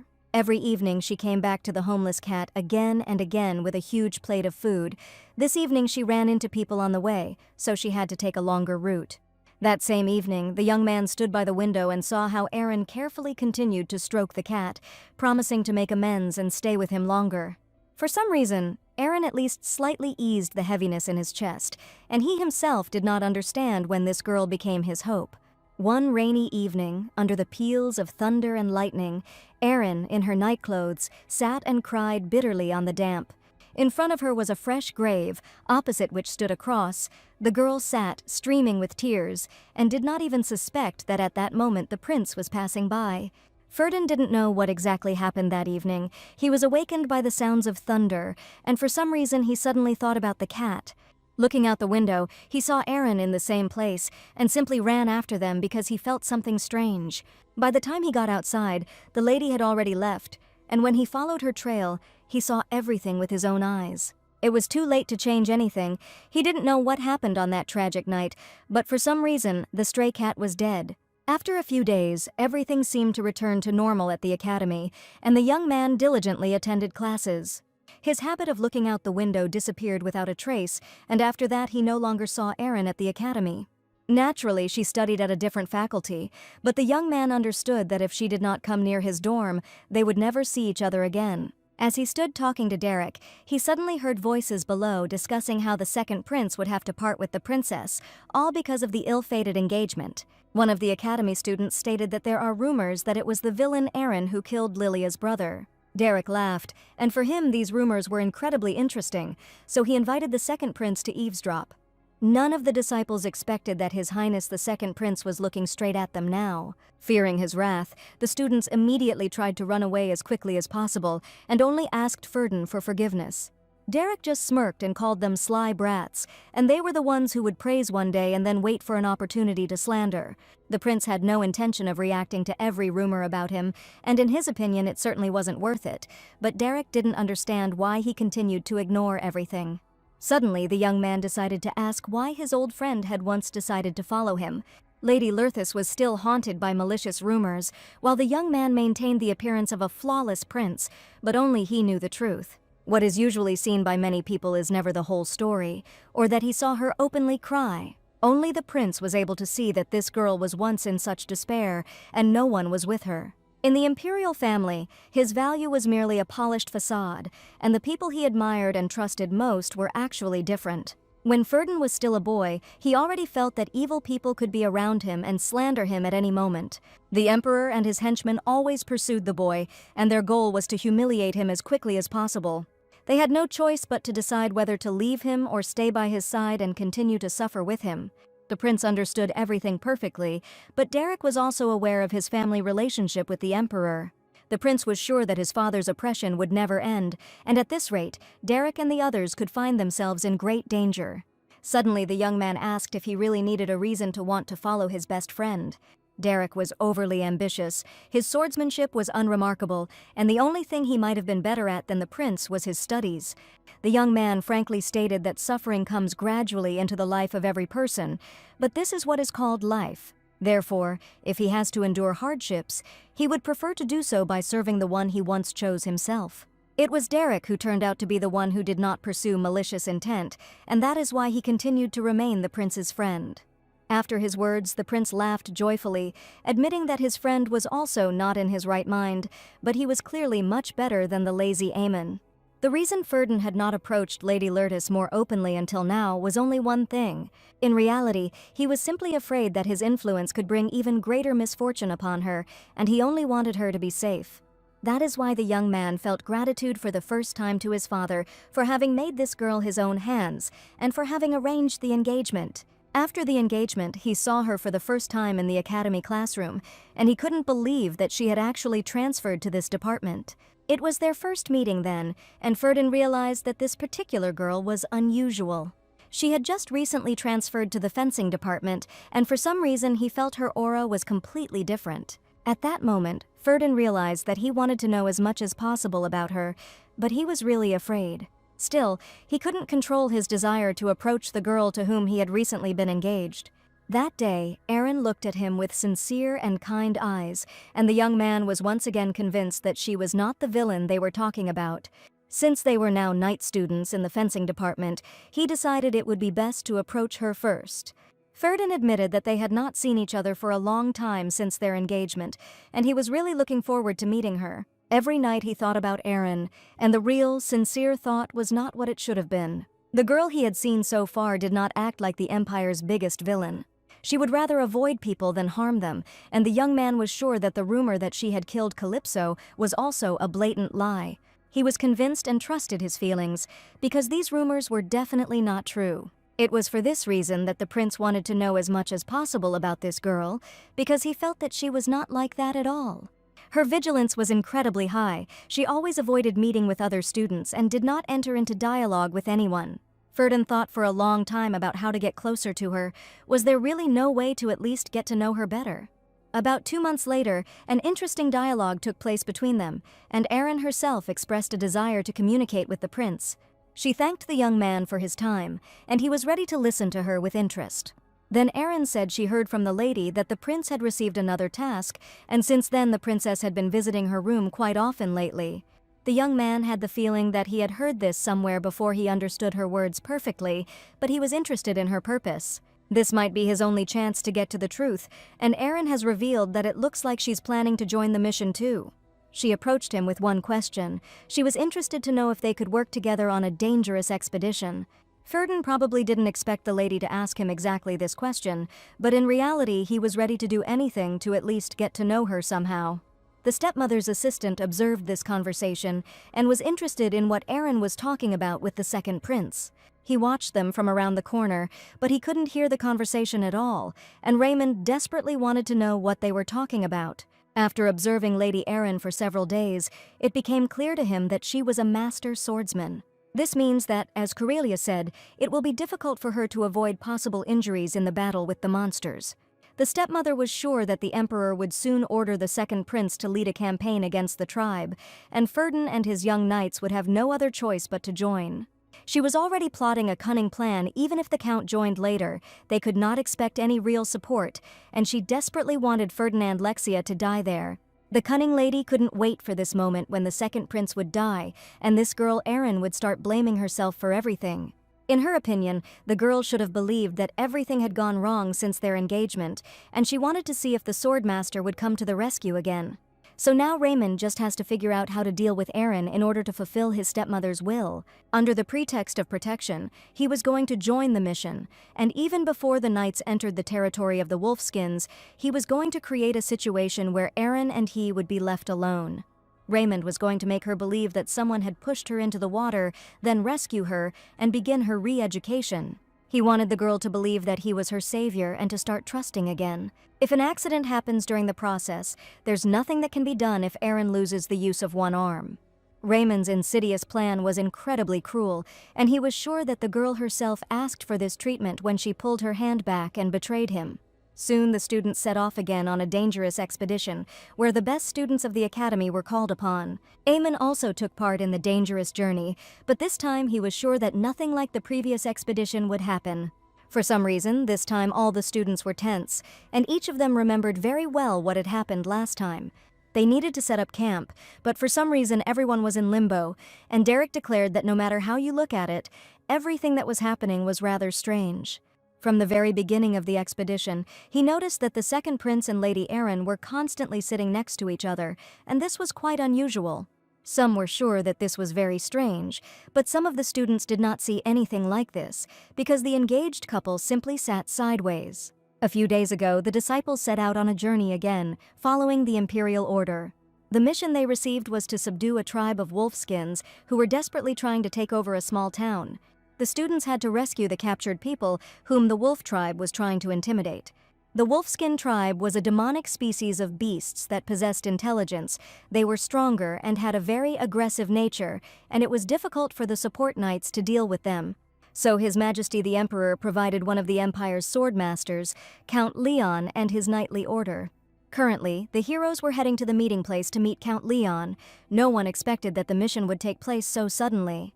What Derek couldn't get used to most was this inseparable couple, because they had been walking together ever since they left. During the journey, Erin and the second prince were silent, and it seemed that they had absolutely nothing to say to each other. Derek was puzzled if they didn't have any joint activities. Then why were they always together? A strange atmosphere had developed between them that was difficult to dispel. This time the princess did not participate in the mission and only wished the students a safe journey. Lilia also couldn't understand the reason why Erin and Ferden were now traveling together and being close. She turned to Derek, and as the second prince's best friend, he should probably know something about it. One day he saw Erin approach Ferden and confess that they needed to discuss something in private. Ever since their conversation just before receiving the mission, they began to travel together and never left each other's side. This was probably the main reason, but none of the students knew any other details. They could only guess why Erin and the second prince suddenly started communicating, although this had definitely never happened before. Everyone was perplexed, because their union looked too strange for each of the heroes. There was one more person on this expedition, Sir Raymond, who volunteered to supposedly help the students. Erin tried to ignore him, although she understood perfectly well that the young man had asked to go on this dangerous expedition for a reason. Each time, he seemed to be following the girl and trying to eavesdrop on any conversation she had with the students. This was definitely noticed by Eamon, who had already seen Raymond constantly hanging around him more than once. He found this man incredibly suspicious, since it was not by chance that he had suddenly appeared at the academy. He asked his friend, who said that Sir Raymond was participating in the mission as Erin's guard, and whether someone had given permission. It was known to many that Sir Raymond had been supposedly guarding Erin since childhood, and they should probably get along well with each other. Eamon had long suspected that this man was too secretive, and judging by his look, one certainly wouldn't look at someone one liked that way. He watched Raymond closely, who was not very willing to communicate with the students. He did not understand what he was doing there at all. While all the knights were watching the second prince, Derek noticed that they were about to leave somewhere. He wondered where they were heading at such a late hour, since they were clearly planning to go into the forest. Derek rushed to follow them, but Eamon tried to stop Erin's brother and his partner from doing anything stupid. The young man dragged the knights along because they needed to set up camp, but they seemed to be trying to shirk their work. Lily also felt that something strange was happening this time. She was still tragically experiencing the death of her brother, and remembered the day when she saw his bloody body wrapped in a white sheet. She wept bitterly over the body of the person she loved most, her relative, and could not believe how this had happened. And when she saw Erin going somewhere, she looked at her with an angry gaze, still wanting to take revenge on the villain. The second prince and the lady did indeed go somewhere, but they did not warn any of the students why they were leaving. Erin asked the prince to go into the forest a little and suggested that they talk frankly so that no one could hear them. She had gone over these words in her head hundreds of times, and now the moment had come when she decided to confess something to him. Erin carefully kept the words she had been thinking and preparing until now in her heart. She couldn't do it then, but now she plucked up her courage and decided to ask the prince for one request. Unexpectedly, she confessed that she wanted to break off the engagement, and the second prince certainly did not expect to hear this. This information was so unexpected for him that he couldn't believe why the lady would suddenly say such things, and Erin admitted that he had no need at all to maintain the engagement that was forced upon him. The prince had to carry out the emperor's will, and the young man asked why she had done it in the first place. Erin admitted their engagement had been just a momentary whim, and since she had said what she wanted, she decided to let herself go first. Ferdin really wanted to stop her and asked her to wait, but the lady confidently turned away and did not even listen to him anymore. He didn't even manage to grab her hand, because the girl left as quickly as she appeared in his life. Ferdin remained standing in the forest, still not understanding why Erin decided to break off the engagement right then and there. He was at a loss to understand what had just happened, as Erin had disappeared instantly after her words. The engagement between her and the second prince was arranged through coercion by her stepmother, regardless of the girl's feelings. And since the second prince was engaged to her, he had to part with his man, whom he truly loved, and Erin was sure of it. Despite this, none of them ever held a grudge against her, and everyone treated Erin with great respect. None of them hated her, either in the past or in the present, even despite their fates. In the past, Erin was incredibly afraid of her stepmother. She dragged the second prince into the quagmire with her, where he died. This time she wasn't going to cling to him anymore, and as soon as she finished the conversation, she suddenly saw that Raymond had been watching them the whole time. The girl confidently approached him and asked why he was hiding behind the bushes like a real rat. There was a certain malice in Erin's eyes, and she understood that Raymond was spying on her and the second prince. He certainly didn't expect to be caught off guard, but this villain was prepared for anything and was ready to deal with the hated girl. Overhearing their conversation, Raymond was surprised why she broke off her engagement to the second prince, and it was not her decision at all. Raymond chuckled and thought that the girl was acting so recklessly as always, but at some point she disappeared from his vision. He continued to hide behind the bushes and saw that Erin had definitely been there just a few moments ago, but now the prince was standing there completely alone. He only saw the disappointed face of the second prince, who was standing all alone, but Erin was not next to him.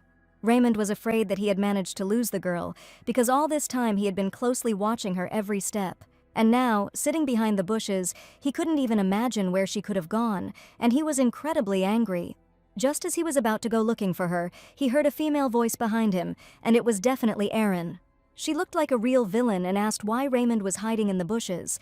She realized that he had been spying on them all this time.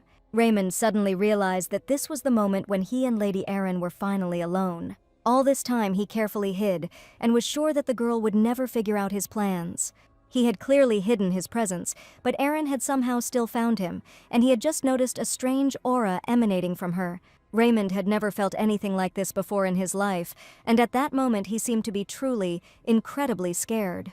He felt a strange killing intent, and it was not something that could be dismissed with just one word. Erin's eyes were devilish, and it was like meeting the gates of hell itself. Raymond couldn't understand where this aura suddenly came from on the fragile girl, and it couldn't be Erin, who had only recently begun to learn how to handle a sword. There was no one else around except him and Erin, and the boy sensed someone with such a level of skill, not believing that it made any sense. The lady walked confidently forward. Raymond followed her, but he still did not answer her question about why he decided to spy on them. At some point he became a little scared. The young man admitted that she probably misunderstood something. He smiled a cheeky smile and stated that he simply followed the lady because he was worried that she had gone deep into the forest alone with the second prince. And even if he was her fiancé, going deep into the forest so late at night could be dangerous, but Erin didn't believe a word he said.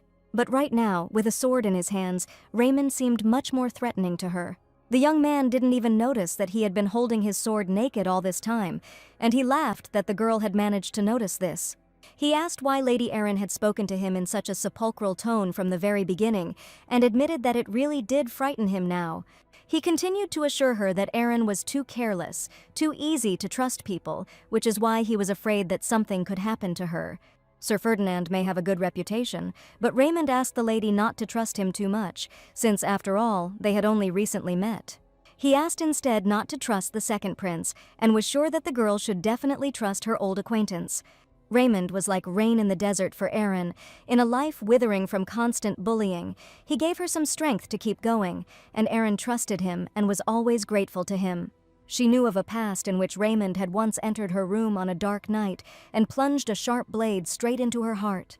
Everything was fine until one moment, when she found out that it was all just a blatant lie from the very beginning. Even after living several lifetimes, Erin will never be able to forget the look on Raymond's face that night.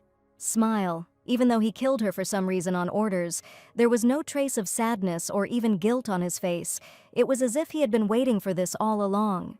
His face was filled with pure relief, and Raymond was incredibly happy when he killed the girl. Aaron remembered everything down to the smallest detail and asked the young man if he really knew anything.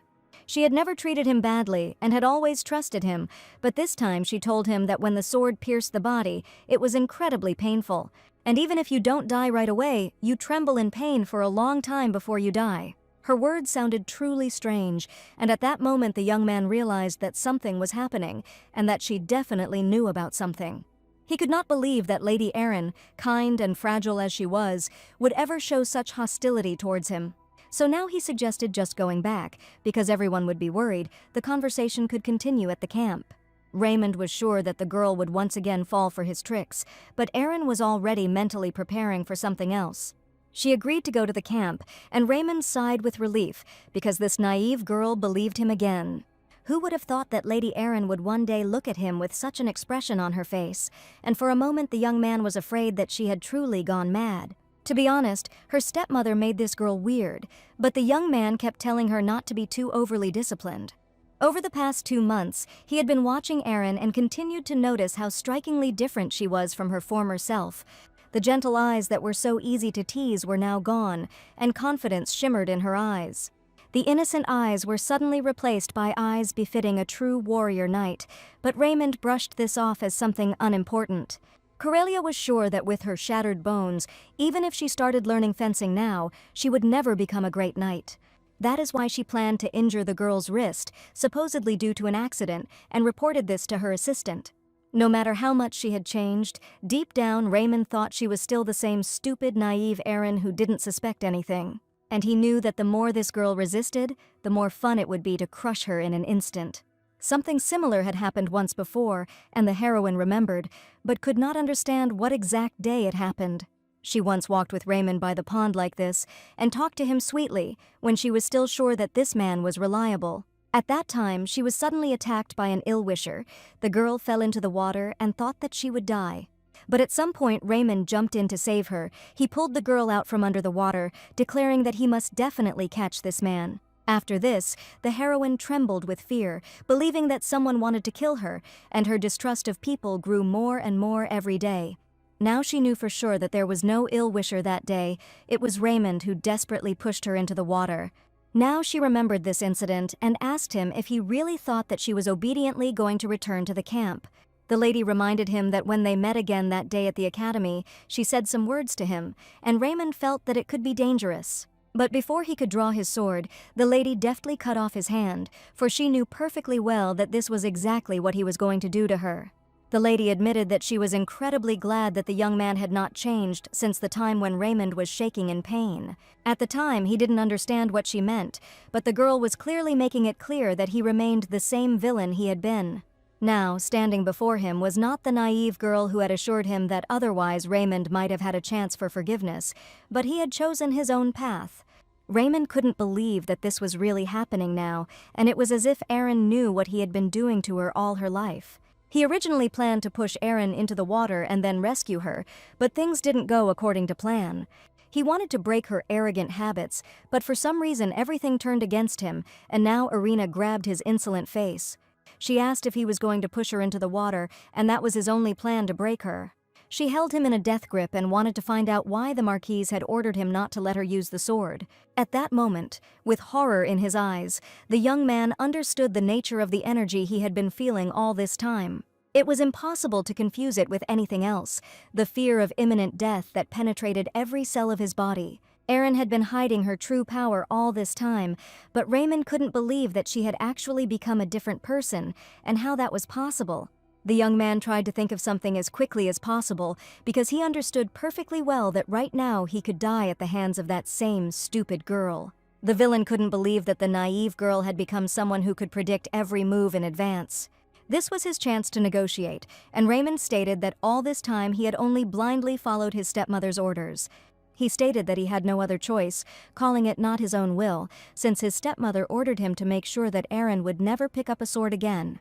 Now Raymond was at a disadvantage, and he admitted that they had known each other for too long, and Erin should believe him. After all, a stupid girl definitely won't be able to throw him away, much less kill him right now. A tragic young lady from the Marquise's family, who had never known love her entire life, and Erin heard that she herself had kicked out all the maids.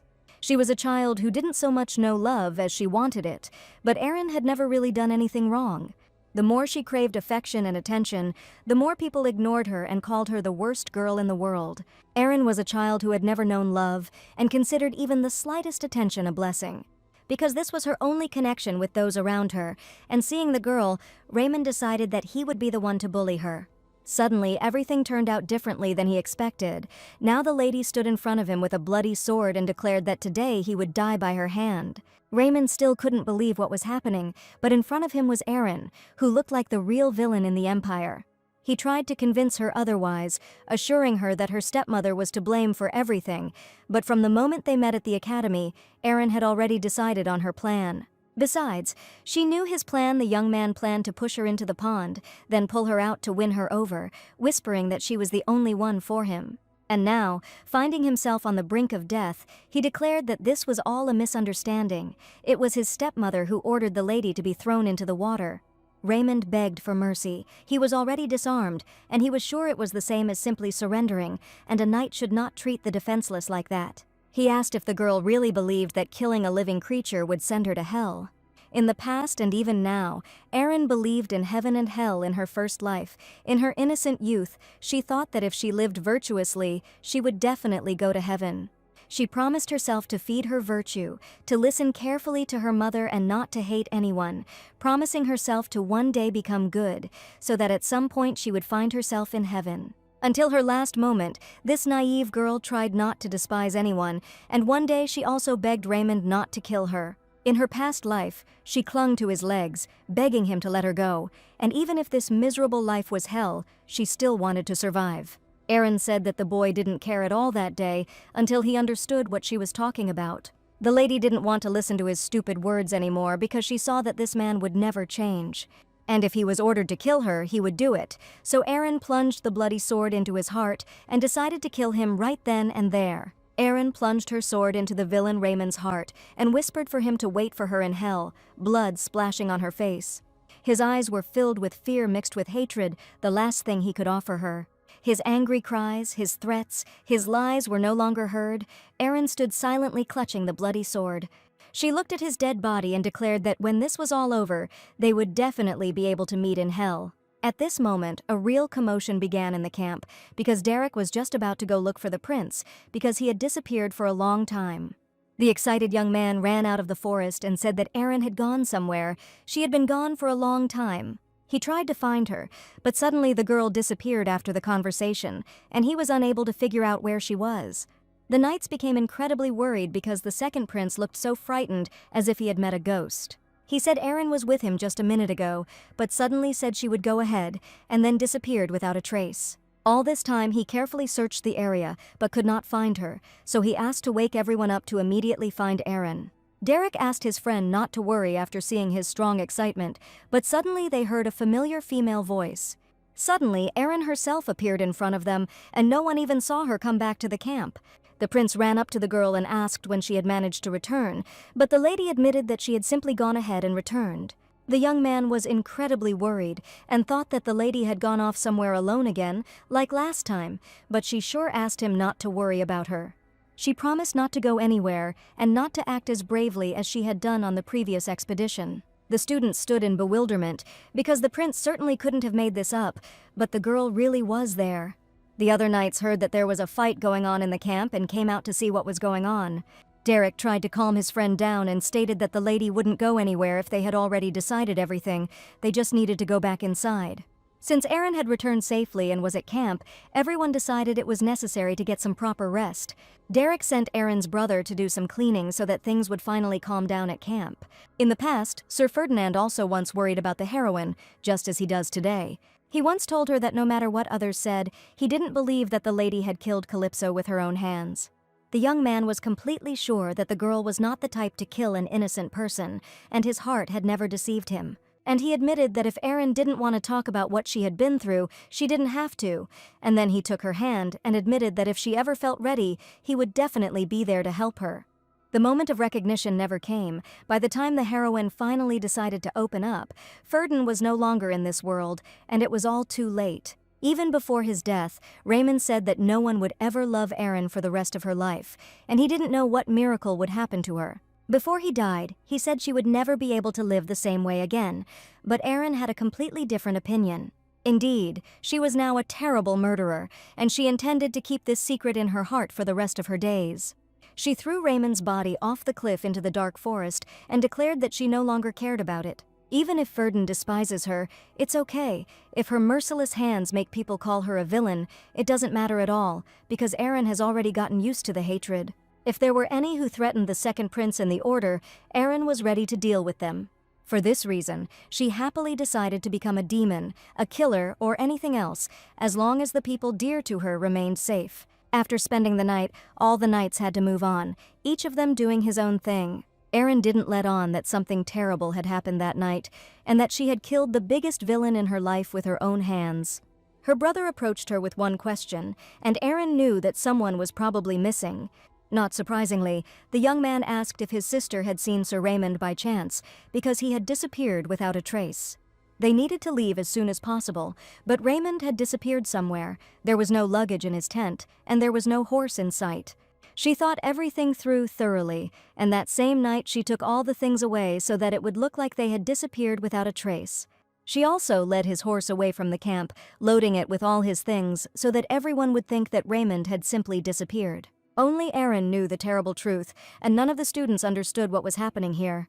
Some of the students recently checked his tent. All of Raymond's things were missing, and his horse was also missing without a trace.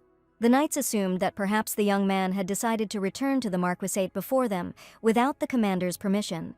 The second prince asked Erin if she had heard that he had any urgent business, but the lady admitted that she had hardly spoken to him. Sir was a high-ranking knight, and Amun was sure that nothing terrible could happen to a man of his rank, since there were no low-level monsters in this area. The excuse was indeed quite convenient, since Amun had been suspicious of this man from the very beginning. His manners and appearance always worried him, so he assumed that this man could do whatever he wanted. Despite Sir Raymond's behavior, he still found it difficult to trust the people of the Marquisate of Lurtis. After all, on the previous expedition, Amun saw scars on Erin's back, and he couldn't believe that someone could do such a thing to the body of a noble lady, and it definitely couldn't be a stranger. He immediately assumed that Raymond was to blame for everything, since he had neither the opportunity nor the cruel nature. The young man admitted that in any case, if his luggage had remained, no one could have suspected an accident, but if it was not there, he simply returned back without warning. Besides, the second prince didn't say that they had little time if they wanted to reach the meeting place on time, and he was absolutely right. The loss of one knight was a serious blow to their forces, but searching for him would lead to an equal loss of forces, and the prince suggested that they simply leave together. If Ferdin made such a decision, everyone had no choice but to obey, because the mission was truly the most important thing. Erin also expressed her consent. She was completely satisfied with it, so all the heroes decided to move forward. The second prince ordered everyone to prepare for departure, and all the knights agreed with his opinion. Erin was actually afraid they might dig deeper, but everything turned out incredibly well, and she breathed a sigh of relief. Ferdin carefully took the girl's backpack. She looked at his kind gesture with bewilderment. The young man looked into her sincere eyes and asked if she was ready to accompany him today. He asked to ride next to her, because it was she who asked him to stay next to her throughout the mission, and he was ready to fulfill this condition. In fact, Irina was going to switch places with Derek, but now she didn't even have time to say anything. She understood that the prince was incredibly worried about her, and she had no choice but to follow him. A long and grueling journey began, and as soon as the heroes left the safe zone, they had to face monsters large and small. Standing back to back, they fought desperately despite the heavy pouring rain, and the closer they got to the territory of the wolf tribe, the less human presence became. To make matters worse, the weather suddenly changed and heavy rain began to pour down. Suddenly, the second prince saw an inn nearby and suggested that all the students push a little harder. After all, even well-trained knights could not help but get tired after fighting for a long time. This tavern turned out to be a real salvation for them, because for the first time in a long time, they were able to eat hot, tasty food. Amun felt completely exhausted, and all the students supported him. Aaron completely agreed with his opinion. They had to endure many difficulties, and they bravely defeated all the monsters. All the students were incredibly tired, but from tomorrow they would have to leave their horses behind to walk along the mountain paths. Aaron hadn't been involved in the subjugation of the Wolfskin tribe in the past, so she had no idea what the knights had been through. What she knew was that Sir Ferdinand had returned seriously injured, and that everyone who had gone refused to talk about what they had experienced there. Even if the heroine wanted to ask about those days, she couldn't ask people who hadn't experienced it themselves. She thought about it for a long time, and Amon asked the girl if everything was okay with her. The young man admitted that on the way here the lady had spent time dealing with Philip's guys, and that was indeed true. They actually had a conflict where the girl decided to prove that they could no longer treat her like that. When the students decided to beat her up and prove their case, Erin, with a straight face, prepared to show off her skills. This girl may be truly strong, but ironically, she was quite fragile, so Eamon asked her to take care of herself. The heroine didn't even imagine that he had such a kind side. It seemed to her that fatigue made people talk all sorts of nonsense. In any case, he just wanted her to take care of herself, because no one knew what awaited them once they entered the tribe's territory. From the very beginning, this mission was given by the Emperor to torment the second prince, and he always gave him overly burdensome tasks. Eamon's expression looked serious. The heroine realized that she should take his advice to heart, but suddenly she knocked the wooden mug of water off the table. The rain was getting heavier and heavier. The second prince returned with Derek before he nearly drowned while feeding all the horses. Ferdinand still couldn't believe that Erin had broken off her engagement to him and decided to confess it. Now he noticed the girl standing with Sir Amon, while he carefully wiped drops of water from her hand. She spoke to him pleasantly, admitting that this was not the first time she had heard such questions from him that evening. As soon as the young man saw them together, he immediately remembered her words about how she really wanted to break off the engagement.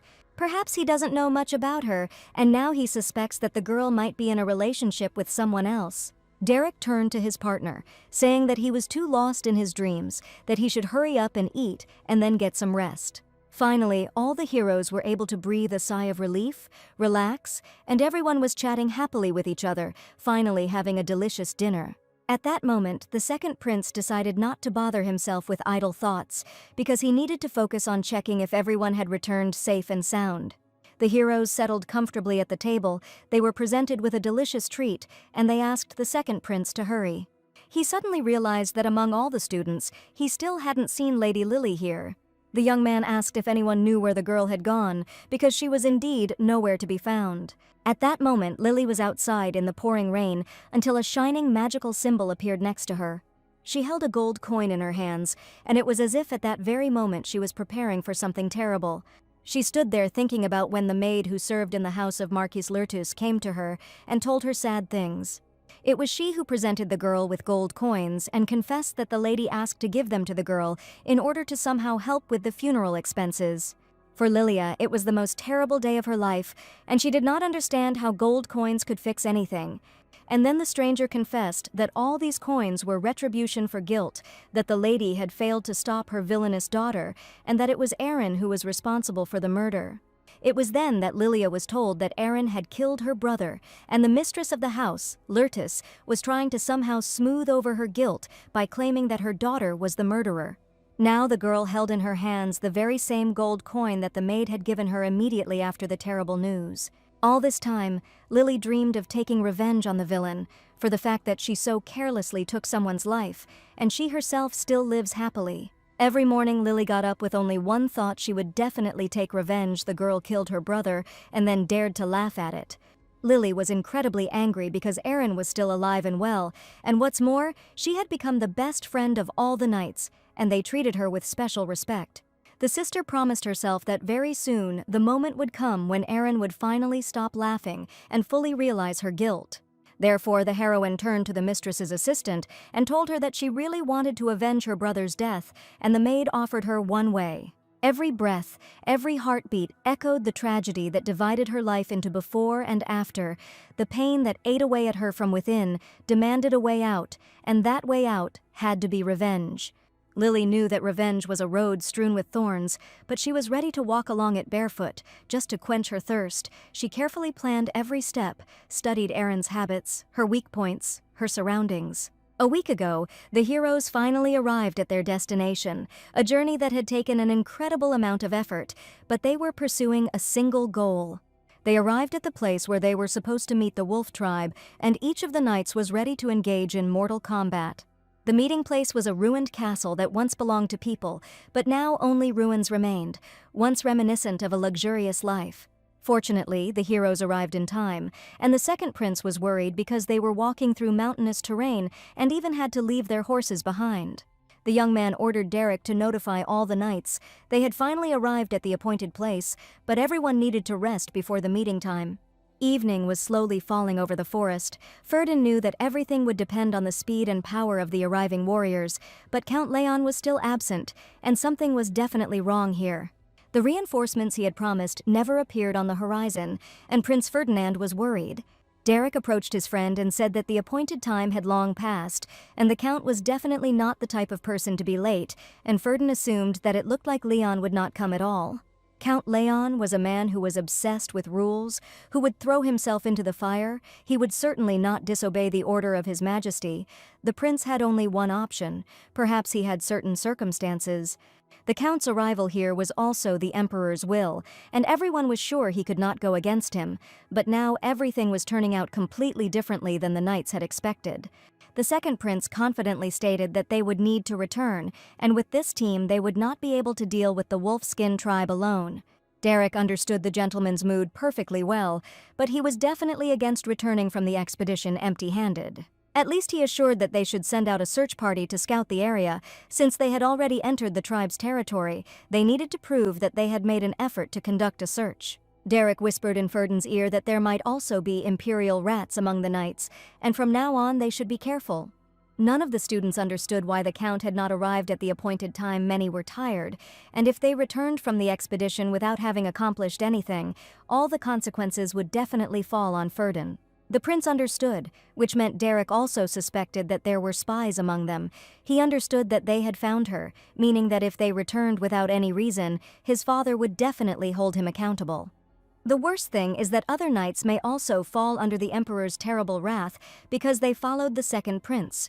And Ferdin certainly could not allow this to happen, because the best students were absolutely not guilty of anything. On the one hand, the prince understood that they definitely couldn't cope alone, so he asked Derek to send a search party as soon as possible. The prince was well aware that his small detachment needed support, needed fresh forces to turn the tide of events, but he set one condition: the detachment had to be small in number, but consist of the best warriors who could act quickly and silently. Derek, having listened to the order, only nodded. Without asking unnecessary questions, he knew that not only their lives were at stake, but also the fate of all the students and the expedition. Erin caught a glimpse of the second prince talking to his assistant for a long time, and she also understood that something was going on here. Sir Ferdin and Sir Derek spoke in such low voices that the other knights could not hear them at all, but they did not escape Erin's keen hearing. The search party was organized in groups of 4, and the second prince commanded the knights to be extremely careful because the Wolfskin tribe was incredibly ferocious. They were tasked with exploring the Wolfskin's territory, and each knight prepared to carry out the prince's orders with particular attention. At the same time, safety was the highest priority, and everyone understood that anything could be expected from this expedition, but they still lacked reinforcements. However, when the search party returned, the second prince still regretted his choice because something terrible happened.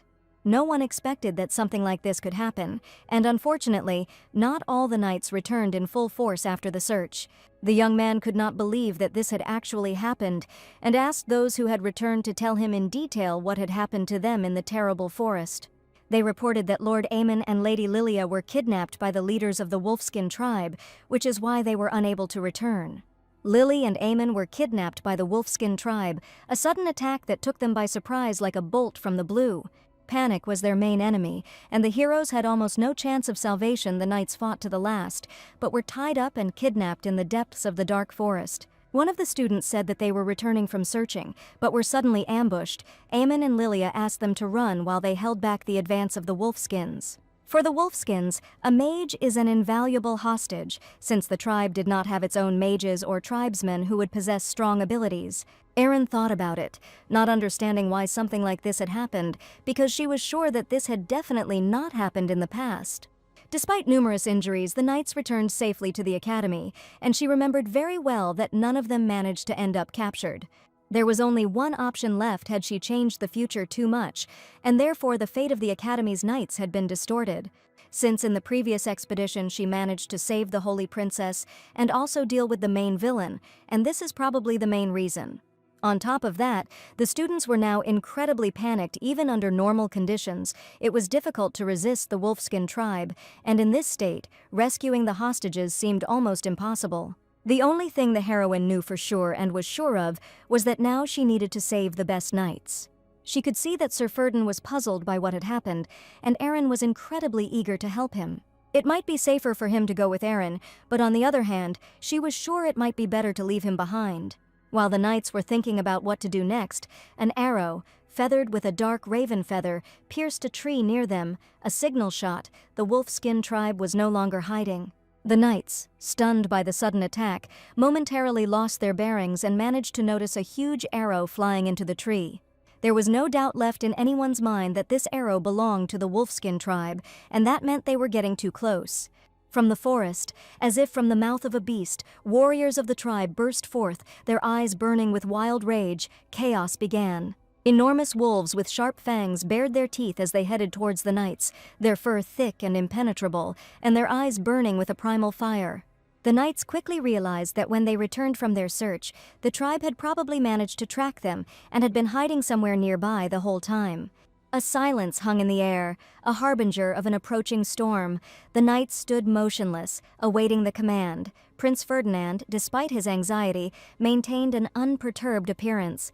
Enormous wolves with hellish eyes approached and were ready to rush into battle. The warriors, like a reflection of their bestial allies, bared their teeth, anticipating a bloody harvest. Ferdin gripped the hilt of his sword, feeling a chill run down his spine. This was a fight with the wildest nature, with the darkness lurking in the hearts of men and beasts. Everyone understood that their lives were hanging by a thread. Fatigue was growing stronger with each passing minute, and the number of enemies was only increasing, but in the eyes of the knights burned the fire of hatred for their enemies and devotion to their prince. Erin tried to assess the situation. She counted about 10 huge werewolves, but they did not look strong, so the whole crowd of knights surrounded them. The main problem was that the wolf tribe could call for help at any moment thanks to their howl, and they could easily call even more of their tribesmen here. Moreover, most of the knights were already confused, and some of them did not even have the strength left to continue the battle. Therefore, Aaron was convinced that it was the weak knights who might be the first to try to kill at such a moment of retreat, which was the best decision.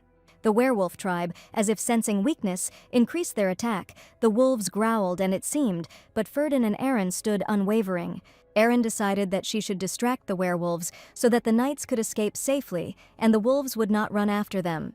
The earth trembled under the paws of monstrous beasts, and the foul smell of wool and blood corroded the lungs. Aaron threw a gold coin at the head of one of the wolves to divert its attention. The loud blow worked perfectly.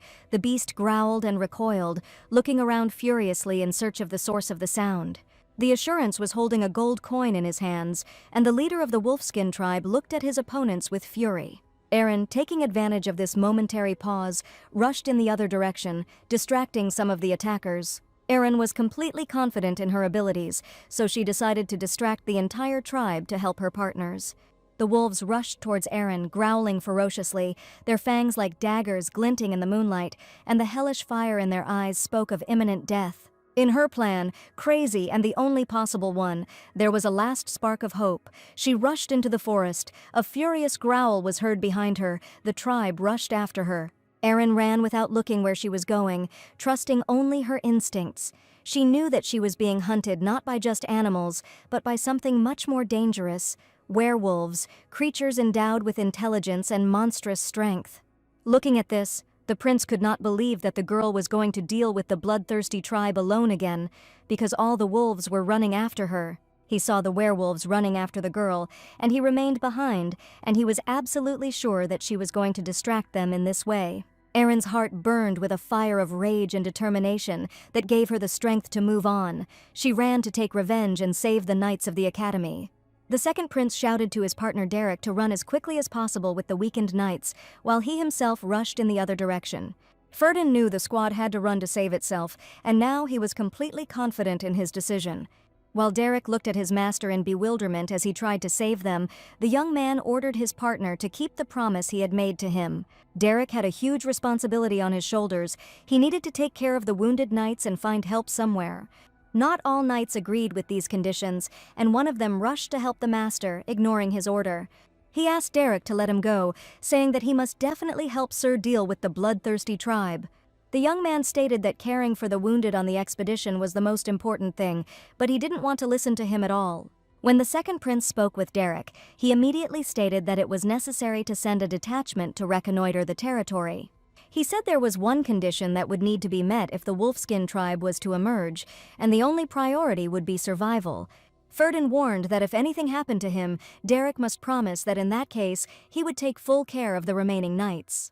Sir Ferdin had entrusted him with the safety of all the best knights of the academy, and of course the young man was obliged to fulfill his duty. Therefore he persuaded his partner to flee on the orders of the second prince, because it also concerned him. But the young man desperately did not want to follow this order, because he felt that his help was incredibly needed now. Blood spattered through the air, staining the leaves and tree trunks crimson. Every swing of the sword was precise and deadly, leaving the werewolves no chance of escape. Even seasoned wolves who had seen more than one battle retreated before her onslaught, feeling the inhuman strength emanating from this fragile girl. The werewolves began to lose their fighting spirit, their rage was replaced by fear, and their confidence by uncertainty. They no longer rushed into the attack, but retreated back like cornered rats. Erin felt victory approaching. Rage and courage filled her, giving her new strength. She continued the offensive, not giving the werewolves a break. She will fight until the last werewolf falls to the ground, until the blood of her enemies washes away the shame of defeat. He, the Lord of the Night, suddenly realized that he was standing on the threshold of his own destruction, and it was not the mighty warrior who was to blame, but the young warrior, whose rage burned brighter than flame. The leader gave the order to retreat with a roar, and the wolves, as if obeying an invisible force, turned back at once and rushed into the thicket, carrying the wounded and dead with them. Doubt arose in his bestial heart, and with it a primal fear. Erin stood there, clutching her bloody sword tightly, while on the grass sat a wounded wolf who definitely didn't consider this girl a human. At that moment, Erin clearly realized that someone was following her. She looked around, but did not notice anything. She guessed that the second prince was probably heading towards her now, although she had clearly made it clear to him that he should flee with the others. The heroine didn't understand why Ferdin decided to follow her, but fortunately he still hadn't managed to find her. She turned to the pack leader, confessing that they were not going to kill him, because she needed him to convey an important message.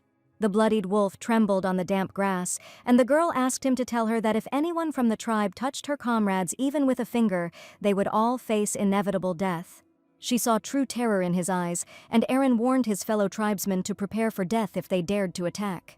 The wolf ran away with his tail between his legs. The pack retreated, bristling with fear, with their tails between their legs, dissolving into the night darkness. Erin was strong. Inhumanly strong, as if the earth itself had absorbed her rage and thirst for justice. She knew it was only a temporary respite. The wolfskins would surely return. Their thirst for blood was insatiable, but now they knew they would meet a worthy enemy. All this time, Ferdin was desperately trying to find Erin, and finally he managed to notice tracks on one of the paths. He looked around carefully to understand who these tracks belonged to and how long ago they had been there. The tracks led towards werewolf territory, and he realized that these tracks definitely belonged to Erin. He managed to see her disappear into the deep forest along with the Wolfskin tribe, but the young man understood that it was extremely dangerous to be here. The second prince's mother was a great saint. She could see the future and hear the voices of the goddess, and of course, during her lifetime, she also saw the future of her son. One day she confessed to her beloved son that he had countless lives on his shoulders, and he absolutely had to survive. The mother was incredibly worried that the boy would have to bear this burden all alone, but she asked him to promise one thing. Shortly before her death, she broke the saint's law and told her son about the prophecy, telling him about his hard life. She became his guiding star, regardless of his choice, and this was one of the main reasons why the second principal still endured this hell. The werewolf tribe was known for its cruelty. They never left their hostages alive and kept all the nearby villages in fear. If Ferdin encounters a large group of werewolves on his way, his life will most likely end here, in the dark, gloomy forest. The young man understood perfectly well that the beasts could use him as a hostage against the Empire, so nothing would change even if he went to look for Erin. He saw how desperately she ran into the forest with the bloodthirsty werewolves, ready to save all the knights again at the cost of her own life. The moment he saw the fragile girl leading the werewolves away, he had a strange feeling. They will start anew, heal their wounds and gather new strength, their names will become legends, and their feat will live on for centuries. And the second prince had no doubt that he had to go and save the warlike lady, even if it costs him his own life, even if after this decision he regrets what he did. In Ferdin's palm lay the very same pendant that his mother had once given him to protect her son with its magical properties. Previously, it was she who wore this pendant, and now the prince asked for the blessing of his safe meeting with Lady Erin and asked for the magical pendant for help. He tightly clutched the magic amulet given to him by his mother and believed that everything would definitely work out for them. As soon as the young man thought about this, he suddenly heard quiet footsteps and turned towards the dark forest. To his great surprise, Lady Erin was heading straight towards him, completely alive. Her eyes showed the story of the horror she had experienced and the unwavering will to win. She walked with her head held high, like a queen returning from exile. She approached Ferdin and quietly asked why the young man was here. She saw him completely by accident. Erin was incredibly happy for one thing. The master was safe, and that meant he had managed to avoid a skirmish with the werewolves. She shouted at Ferdin to return immediately to the other knights, but the young man wondered why he should return. Erin headed into the thicket of the forest, admitting that she still had important things to do, and Ferdin was perplexed because it could cost her life. The prince shouted, did the girl really decide to save Aemon and Lilia alone, and was ready to go on such a dangerous mission? Her silence spoke louder than any words. Erin had made the right decision with complete confidence in her eyes. Looking at the gentleman, she realized that it seemed like he was not going to return, and he followed closely behind her. In his hands he held a sword, sparkling in the rays of the moon, like a symbol of hope. He was waiting for it, preparing for the final battle. The prince had no intention of leaving and declared that he would go with Erin wherever she went, his words echoing through the silent forest, filling the air with new hope. Ferdin smiled and stated that if something needed to be done, then together they could definitely do it faster, and the lady should not even think about going there alone.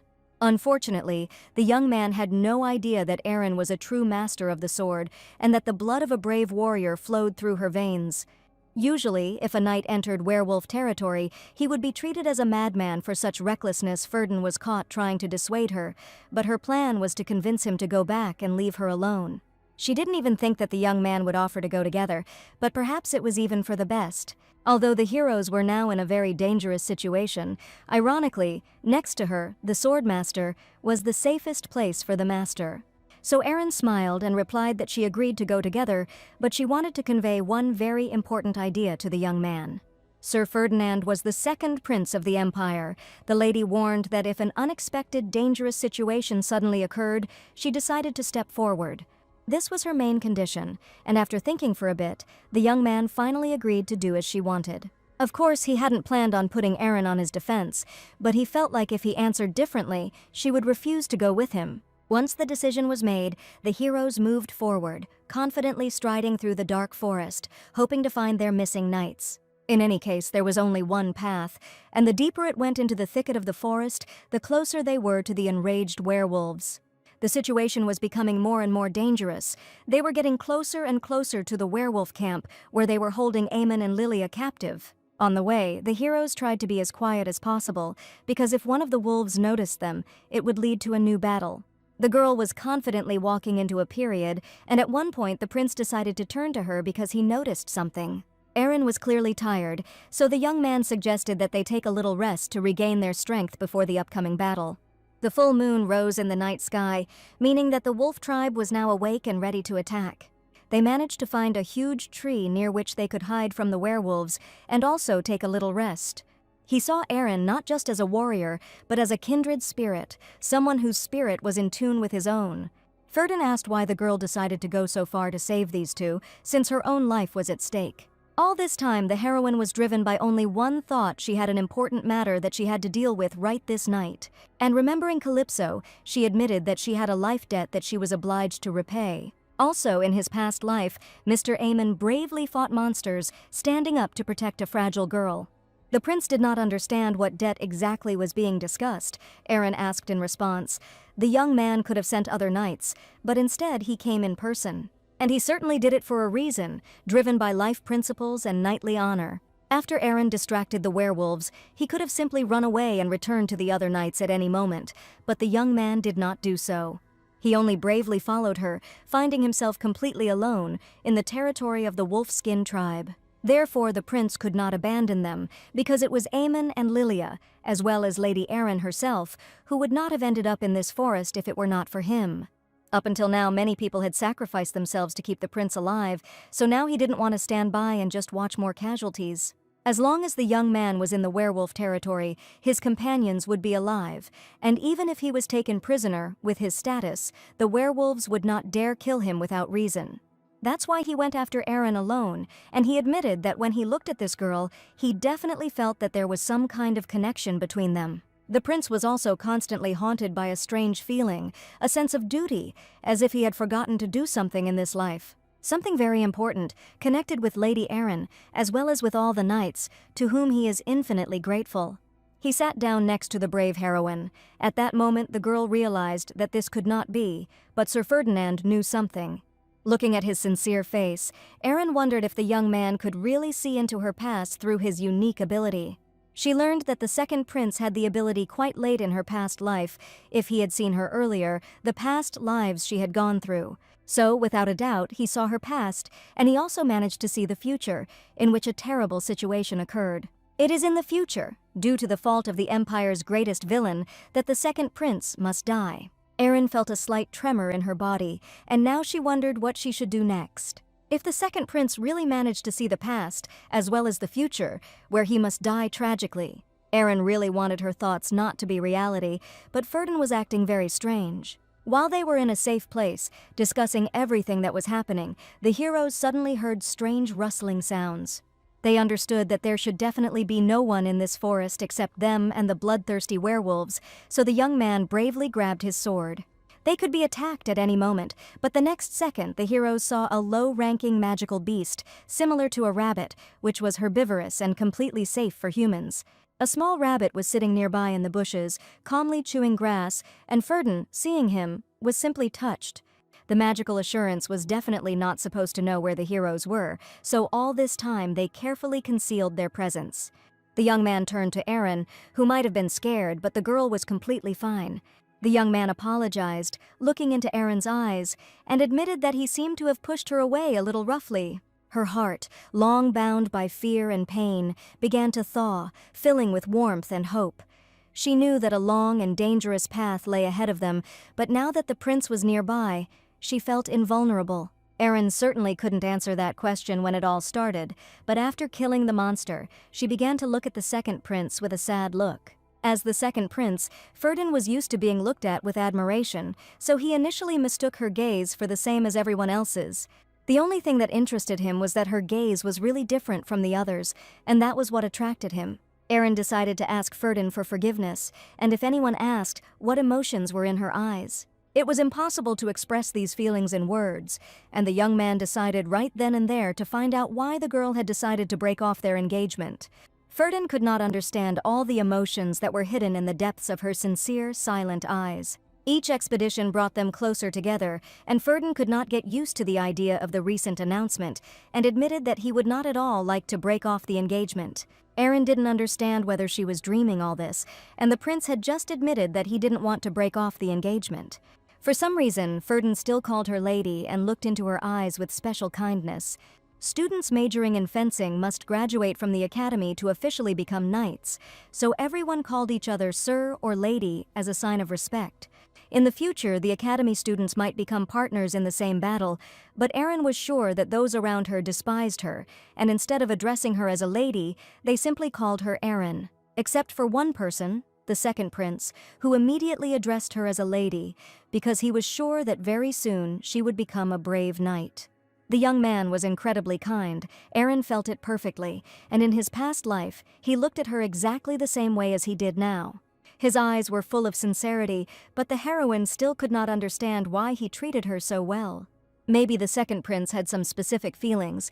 Erin couldn't find the answers to these questions, but she felt that all this was too strange. He knew that fate was a treacherous thing, and now, faced with this wild tribe, they would have to make a choice that would determine their future path. Does the salvation of the world depend on them, or will they become just another victim of the ancient forces awakening in these forests? The sounds coming from somewhere far away could not be confused with anything else. The growling grew louder, getting closer with each passing second, and it became clear that hiding was useless. A vicious growl, imbued with animal rage, the wolfskin tribe was right next to them. The heroes saw that the werewolves had grabbed the child. Their huge fangs seemed as if they would tear the tender flesh with one movement. The small figure dangled helplessly in the air, and a heart-rending scream pierced the silence of the night, echoing in the depths of the forest. The knights watched everything that was happening. The bloodthirsty beasts had just captured the child, but for some reason his face was incredibly familiar to Erin. Hot tears, mixing with dirt and fur, streamed down his frightened face. Each breath was difficult, a hoarse sob interrupted by an animalistic roar coming from directly above his head. It seemed that everything was over, that there was no hope. But somewhere deep in my soul, a small spark of faith was glimmering. Faith that help would come.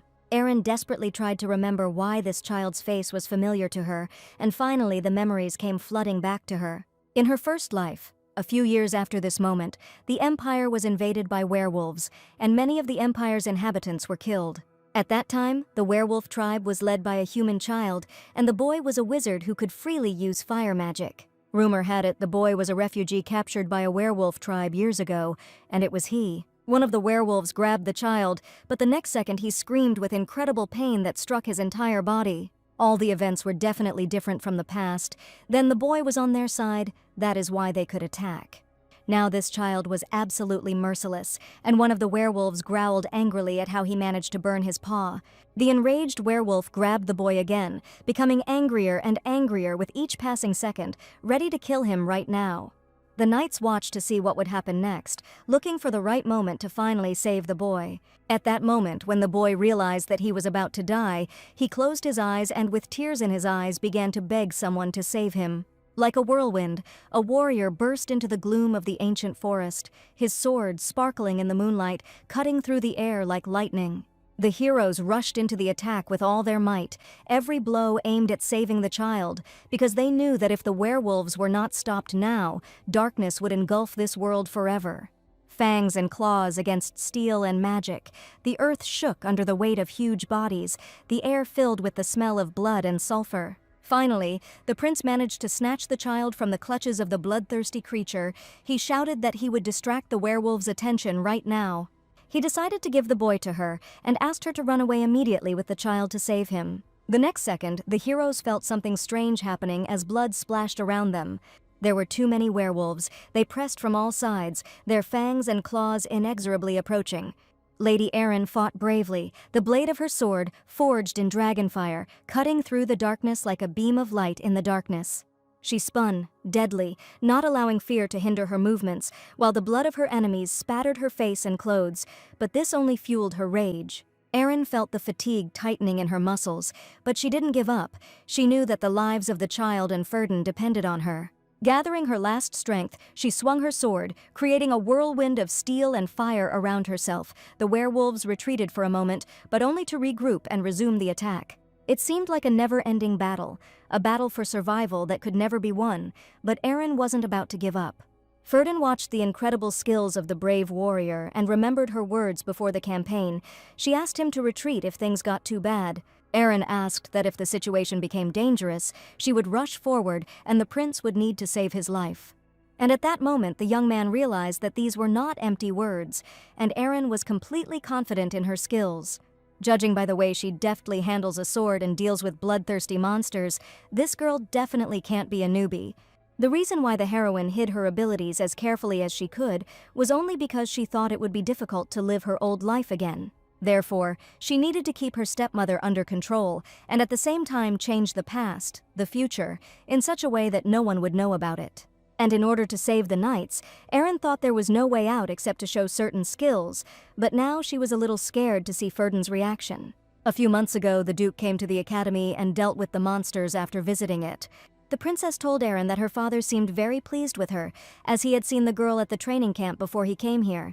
The Duke was confident that Aaron was incredibly strong and courageous, and possessed unique abilities as a swordmaster. The gentleman was strict about training knights, and it was simply impossible to hear praise from him, but the Duke saw a completely unusual talent in the girl. When Ferdin spoke to him, he didn't realize at the time how good Lady Erin's skills really were. He had never actually seen her ability in action before, only now did he realize what talent this girl possessed. She obviously has been practicing fencing for a very long time, because even an experienced knight would hardly be able to cope with a tribe of wolfskins. And only now did the second prince realize that for some reason, Erin had hidden her abilities until this moment. Looking at her brave battle, he remembered that sweet girl who was crying from unbearable pain in his vision. Ferdin wondered if something had happened to the heroine in the past, and there must be a reason why she hid her skills so carefully. The heroes needed to change location as quickly as possible before more reinforcements arrived for the werewolves. And the young man didn't ask any questions after seeing Erin's skills with his own eyes, and she couldn't understand whether he was really going to just let it pass. The little boy had been sitting on the grass all this time and was shaking very badly, so the hero decided to find out if everything was okay with him. Ferdin decided to examine the boy to make sure that he had not received any wounds from the paws of bloodthirsty monsters. As soon as he looked at the boy's face and saw the bright red light in his eyes, the prince finally understood everything. This boy is definitely not an ordinary person. His eyes are burning with a scarlet fire, and the werewolf who was holding him just threw him away at one point. Fire came out of the boy's hands. Many considered him a monster in human form who possessed real magic. That's why the werewolves decided to kidnap him, and for them, wizards were the most valuable hostages. The prince suddenly had a vision. It was a terrible memory, and the stronger the vision, the more tired he felt. He managed to see the future. The young man said that the leader of the werewolves wants to capture this child, and they are definitely not going to create. Erin had warned that if the beasts found out they had the child, they could harm Aemon, Lilia, and the other villagers, so she was sure they needed to leave before the werewolves figured it out. The problem was, the heroes didn't know where the sinister tribe was holding the prisoners, and Erin suddenly announced that she knew the place. The prince didn't expect to hear this. The girl was next to him, but in fact, she felt it all this time. Suddenly, Erin admitted that she knew where this place was, and all this time she had felt its mana, strong, animal-like, and right now she was ready to go to the werewolves' lair to finally save her friends.